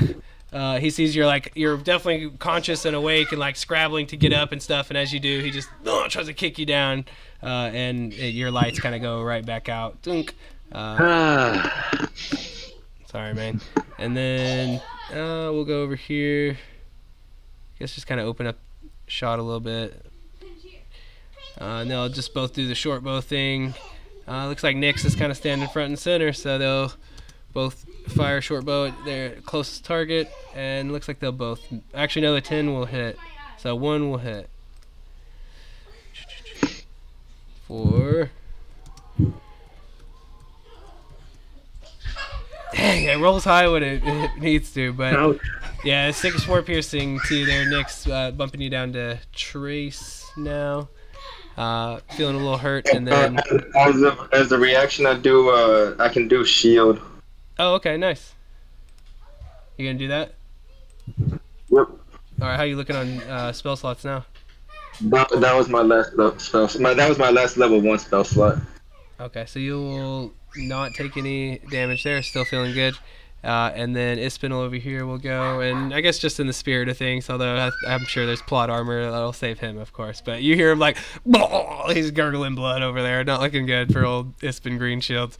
Torvi, no! Yeah, he got knocked down by... Yeah, he's down as well right now. And so you'll get a save, and we'll go to Barondil. The fight's getting grievous. Yeah, I think I need to go back to using the owl to attack Grenda, or what's her face. She's by far the biggest threat on the battlefield right now. Let's see how I do with my rolls. 21. Okay, so you send the owl way back out, and then of course it gets about halfway back-ish on the way. But definitely giving you that advantage you need. Yeah, 6 damage. Okay, and at this point, you are just like starting to solo knock her down in some ways. Yeah, and I'm also going to kind of keep hiding behind cover. I don't want any of to whatever extent, I don't want any of the goblins to be able to shoot at me, or I'll go prone once I think I'm as safe as I can get. Okay, and she's not looking too much, or she's not looking too good either after that last attack. She's like, "Get that bird away from me, Blitz! What are you even doing here?" I'm doing my best. I'm bleeding. As we'll go to you ducking down there, and we'll go to Greenbrier. So if I hit Blitz, that'll knock him out of it. The chance I get to make a save. No, it needs to be one of her companions who attacks him. Oh yeah, just kill her, please. Yeah. In my pain and suffering. Just All right, I'm gonna attempt to hit her. So rough. Every time I've tried, You got this. See? do 5 piercing damage. Okay, so you shoot She's across still the alive. field. She couldn't take another one of those. So now she's got acid burns, fire scorch marks, and a little tuft of an arrow even kind of sticking out from her shoulder. She's like, "This can't be it! Bear! It's Bear! I was good to you!" And then Bear's like, "Well, she actually kind of was, but she's a usurping bee! Get her!" I'm going to use my bonus action to do healing word on Torval with my last spell slot. So 4 healing to Torval, and that's my turn. Fantastic usage there. Nice. Yes, I appreciate it. Yeah, sometimes I'll be like, shoot, I'm being too hard, but then when you get out of it, it's like 100 claps to you guys. You know, it's amazing. As Blitz, you're starting to feel bad. What's happening? Your friends are losing. No, your pretty new mistress. You know, she was mean to me. She's like, no, we can be friends, but I don't have to stand here and take this from you. So I am going to go down to here and then bunny hop into the tent. And says, you know what, guys? She was being mean to me. She called me small. She says I don't like it. So I'm going to sit here with you guys. And that's my turn. One of them looks at you and he's like, "Ugh," and he kind of passes you over like half a spear to finish. Yeah. Okay, this is better. Let's start working on that. All right, let's see what she might be able to do. I think I'll lock myself in the ever-going chromatic struggle with Nyx. And I'm looking like I'm going to hit with that one. That'll be 8, but I think it might be a modifier on there, which might be enough. Wait, is Isman dead? Yeah, he's down. Yes. He's down. Dying or down? Well, he's not dead yet, is he? No, he's He's not dead. bleeding out. Okay, Yeah. if he's bleeding out, then here I have an action. Cause movement and bonus action. There, you can say 8 hit points. Okay, sweet. So he's back up. Nice. He's like, oh! It's like, no, you're nice to me. There, okay. Heck yeah. Thank you, Blitz. You're the tallest man in my heart.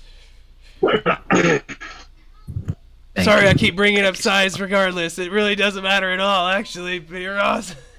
Damn it. I'm trying. Fine. Okay. So he will, or she, my bad, Randa. She will rock Nyx. Sorry there, but y'all are locked in this struggle. And I guess, Greenbrier, you have been very elusive, but I suppose for the sake of sharing the love, she'll try to throw one at you. And I can't miss, apparently, with her. That'll hit. Ouch. Oh, shoot, the max damage, too. I guess we saved it for one big hit, as I get to choose. So I'll make it, I guess let's do fire. We haven't done fire yet. She's like, I hate that scarf you're wearing. I'll just burn it off for you. She's jealous is what it really is. But then we'll go to Nyx. So we'll need another save, although your other one had reset and everything. So you're freshly downed again if you would roll a d20. And so you'll get a save on your way to getting back up again. But of course we do have these guys here, and I guess dang, Torval, you just do not have the chance to get up. I'm sorry, man. 19 Oh. Yep. for 5 damage. Back down again. You just like keep trying to get back up, and this one goblin just like keeps getting you while you're down. Like, you definitely got a grudge against this dude at this point, I would hope. And then on I the believe other I'm going to side- have a grudge against every goblin after this point. Irrational level. I know I haven't even bonus actioned with him, but I guess I will since I have the opportunity. This dude will bonus action hide into the tent. Don't think that'll be enough for what I was trying to do. Oh wait, yeah, well, shoot. Got some pretty high stuff. Damn, sorry, Ispin. He doesn't even see it coming as it ducks into, uses the tent for hiding purposes, and then reveals itself with a sha-sha-sha, firing its bow. Looks like it's definitely going to hit Ispin for 6 more. Oh, wait, that would have been a straight roll, actually. So I would take the first one because he was laying down. So it would have been 7. So actually, I'd miss. My bad. Fighting myself. Can't even do it right. I guess I'll try to do the same thing over here. I'm being shifty now. But I'll try to bonus action hide. Looks like that probably will succeed with like a 20-something. And then we are going to look towards, I guess, I know, honestly, I'm just going to roll a dice because I don't want to target anyone. You're all hurt. So it could be Ispin, Greenbrier, or Barondil. I'll roll a d3 going from left to right. Looks like Greenbrier, I hit in the thing, so it'll be a 14 to hit, which will for 3. So you were good. Woo! Woo! Got 1 hit point Woo! left. This is dramatic. Okay. This is. Ispin picks himself back up and he's like, "We will not die to goblins." And he draws, he's got his own bow. He aims it at that goblin in front of him. And I believe he will hit with a 14 plus. I think it's a d8 plus 2. Let him kill this goblin for the sake of our game. As he does. Whoa. See, I gotta play it to the end, as I would. As Espen dead-eyes this, and he's like, "Stay away from my friends!" And totally hits it right in the heart, drops it down dead. Oh, actually, no, my bad. It has 1 health remaining. Damn. It's on death's door. Good heavens. Yeah, 10 out of 11. All right, Torval, I'll need a save. All right. Barondil, you see 1 goblin on death's door in front of Ispin, 1 standing over Torval that's pretty hurt as well. There's 1 over there next to the tents that was just trying to hide, who's only taking a scratch. And then, of course, you got Booyah Grinda, who is honestly pretty close to death herself as well. I'm gonna do my usual strategy and try to take her out. All right. I'm gonna stand up first, come up from prone, get line of sight, and then try to attack with help of Ally. All right. Owlie almost makes it Please back. tell me a 17 hits. A 17 definitely hits as you're about to feel like the hero. 7 damage enough to take her out? I would like for you to describe her demise for us all. I think you earned it. I'm just imagining like this tiniest sound of like a puff of smoke as like what she's wearing is catching on fire as she falls over. Maybe a wee bit of a Wilhelm scream. I was so beautiful! Blitz! Blitz, where are you? I need you! Blitz! I'm sorry. I'm so sorry. And then finally you're released. Welcome back, Blitz. I hate all of you guys. We're not going to talk about this. We're not going to bring this up. We're never going to mention it again. This never happened. So We all need to live through this first.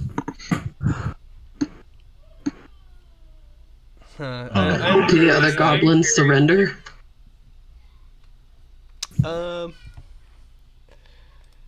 Perhaps they would. What would you like to do on your turn? There, great. I will move over here. I will shout, "Your leader is dead. Surrender, and we may let you live." Let me have And that depending on that, would be what I do. intimidation with advantage. And you certainly are a fearsome sight as you like draw yourself up seemingly from the dead, like holding one arm on this little fence in front of you, just blood raining down from you, coughing it up as you cry out, "Your leader's dead. Do you want to join them?" Oh no. Shit. They turn towards you and they're like, "You're next." All right. In that case, that was my action, correct? That will be. Okay. In that case, I'm gonna go prone behind the little wall. So you just like collapse over, and you're like, I did what I could. As Blitz. I'm gonna get medieval on this now. I'm gonna walk over here. This one with the dagger. This 15 hit. A 15 will hit.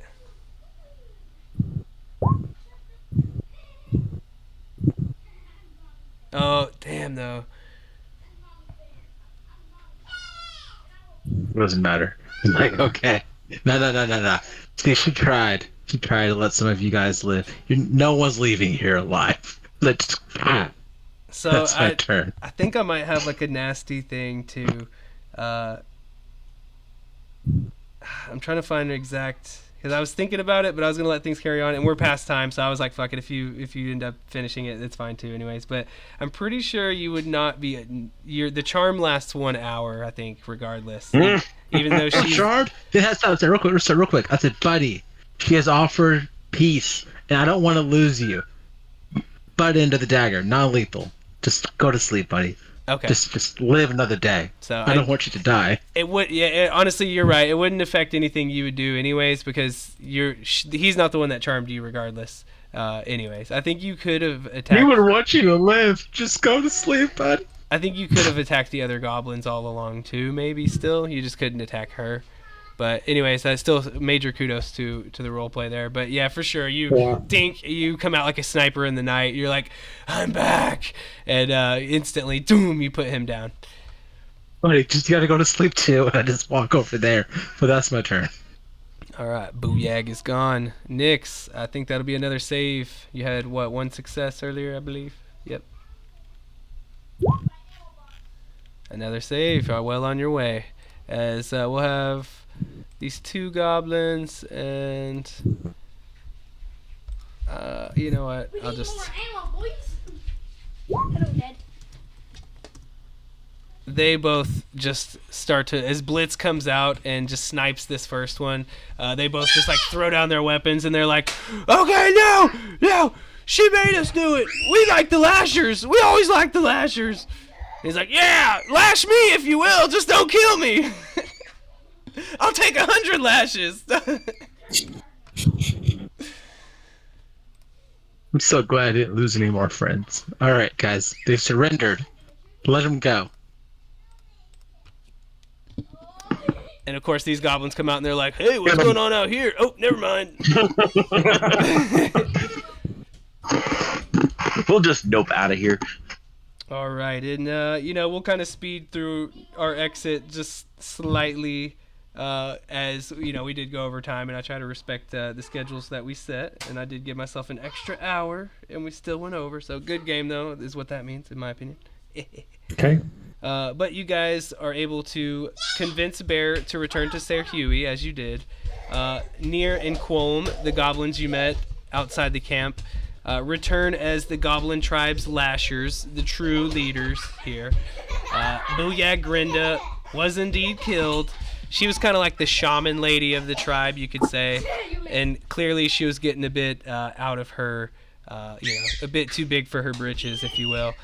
Saw the opportunity with the dog to take over. Turns out the dog actually, I don't think it will tell you specifically, but turns out that necklace that Ser Huey paid like 50,000 gold for actually contained a spell of wish in it. And I guess you'll find this out on the way back to Miraman estate there. He'll kind of say, yeah, I was just a regular dog until I was captured and they were carrying me away, and I just wished in my heart that I could be free and be back with Ser Huey, and then all of a sudden I just could think so much more, and these fire beams started coming out of my eyes. It was crazy. And yeah, priceless wish spell saved this little doggy. Wow. And gave him some awakening. And you return to Castle Merriman with Bear. You find Ser Huey eagerly awaiting you at the front steps, and at the sight of Ser Huey, Bear barks with joy, the little tail wagging furiously as they leap from your arms, Greenbrier, into the waiting arms of Ser Huey. Master, I'm so glad to be with you again, Bear exclaims in their high-pitched voice. Ser Huey holds Bear out at arm's length and looks at him in surprise. You speak? What magic is this? Please do not call me Master. Call me Huey. You are my beloved companion, and I missed you so much. Ispin smiles and laughs at the sight of the happy reunion as he kind of puts one arm around Greenbrier there, one arm around Torval, and you all kind of walk away from the scene as a group. And he's like, come, my brave adventurers, let's go find something to eat and let them have their moment. After their reunion, Ser Huey will emotionally thank you so much, and of course he pays you the 25 gold each.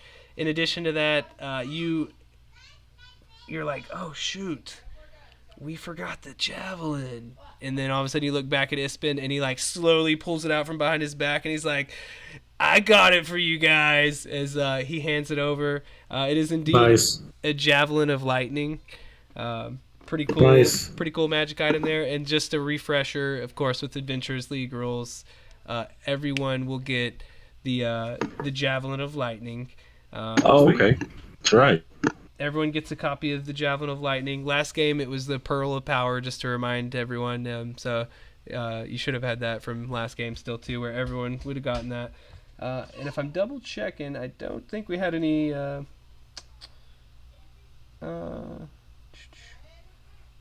No, I guess we didn't really have any potions, but one. I suppose I should have finished my search of all the tents. Yeah, you know what? There was a potion of healing on Booyag Grinda. You would have found that on her person afterwards. I used a spell slot where she could have healed herself. Selfish. She was saving that for later. But all right. So I've been streaming, of course, and we hit a little over 3 hours. So we count it for 4 streaming hours, 4 service hours, I should say. So if you have any questions on that document, hit me up. I can definitely walk you through that in any way you need. I do a session log on the Discord, so everyone will be tagged on that. I'll probably do it either before I go to bed or when I wake up in the morning. Either way, it'll have all this for you guys in writing. But if if you just want it from me real quick, the code for this adventure is DL-DC-SDCC-02, and the name is The Dog Days of Solamnia. And you each got 25 gold each. You each get the Javelin of Lightning. You each get a Potion of Healing. And also 10 downtime days. We're not doing the catching up thing, just as we're kind of trying to make this a little more like campaign-esque, where your guys are pretty consistent in this world, and we're all getting way more familiar with each other and stuff than we normally would get the opportunity to. So as long as everyone's still down with that and everything, level 2 is kind of our cap for now. So no level advancement if you're already level 2. I'd prefer. And then you still get the 10 downtime, so you just keep stacking that up, and then you can use that for whatever you want later on. That being said, that's all I have for you guys, and no story words or anything, and like I said, session log. But real quick while I have y'all, I was thinking for next month, I was going to probably take a pause the first week of October. So normally we would meet October 3rd next month. Probably take a pause that day, and then on the 10th and the 17th run 2 Dragonlance adventures, the VOTUs. That's the one that's like officially being put out by Baldman Games and everything. So I guess the downside of that is it would slightly deviate from our story in a way, but the cool thing is we just get to experience more together, and I'm kind of interested in the storyline in some ways too. I envision us doing the hardcover book kind of starting like more in November probably, I'll admit I want to do some kind of spooky Halloween games. So the last couple weeks in October, I'm gonna do a couple of spookier games. So it just kind of deviates from Dragonlance. But that being said, if you guys are interested, we can talk privately about it all and stuff. But for next month in October, I'm looking at Tuesdays the 10th and the 17th, just for that. And then in November, we should pick up a lot more consistently again for like that full month on Tuesdays. But if you are down with me, we would be using these same characters unless you didn't want to, I guess. Like, since this technically is a separate storyline, if you wanted to create another Dragonlance character, I guess I wouldn't really have a problem with that. But if you wanted to go and get like another magic item for this character potentially, that would be fine with me too. And they're the same level and everything, so you'll still stay at level 2 for all of this. It's all Dragonlance, all that stuff. The Halloween stuff I'm going to do on Mondays 23 and 30. That'll be separate from this entirely. That'll be probably Forgotten Realm stuff. So if you're interested in that too, keep an eye out. I'll probably try to get that posted tomorrow. I'll probably try to post these Dragonlance games like in the next couple days as well. I'll just be forthright. The way I was thinking to do it is one is like a 2-hour game and the other one is a 4-hour game. So I was just thinking 5 for one and 10 for the other. Or since you guys are already on the campaign, knock it down to like 12. So just six for each basically, which is maybe slightly more, I guess, than this month, but there's a longer game there too, and we can always take longer on that first game there too, I guess. I'm always willing to budge, of course. I'm not looking for money as a thing for me. All I do is buy D&D stuff with it, honestly, but it just, for me, it's a commitment of players rather than anything. I've been doing this for a couple of years and dealt with a lot of different people, and it's just a way for me to know that you guys care enough that you'll be here every week and so on. But anywho, I've talked enough for tonight. I appreciate y'all guys as always. Awesome. If y'all want to know anything about that schedule I just mentioned, hit me up. We can talk that. I can get you guys signed up for it. I would rather, if y'all guys want to sign up for the Dragonlance, I'd rather know and have y'all signed up for it before I post it, period. I wouldn't even post it until I've heard from each of y'all, basically. All right, thank you so much for running this. Hey, no problem. Hope you enjoyed it. This one was crazy, honestly, but very, very fun. Yeah, I know. Very fun. All right. You're playing whack-a-mole with us. Yeah. It's usually Cheers, the other everyone. way around. No.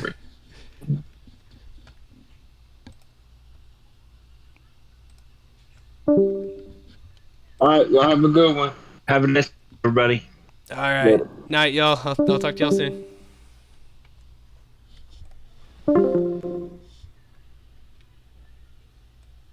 Shit, I'll just do it right now. Hey, get off there, kitty. Get off.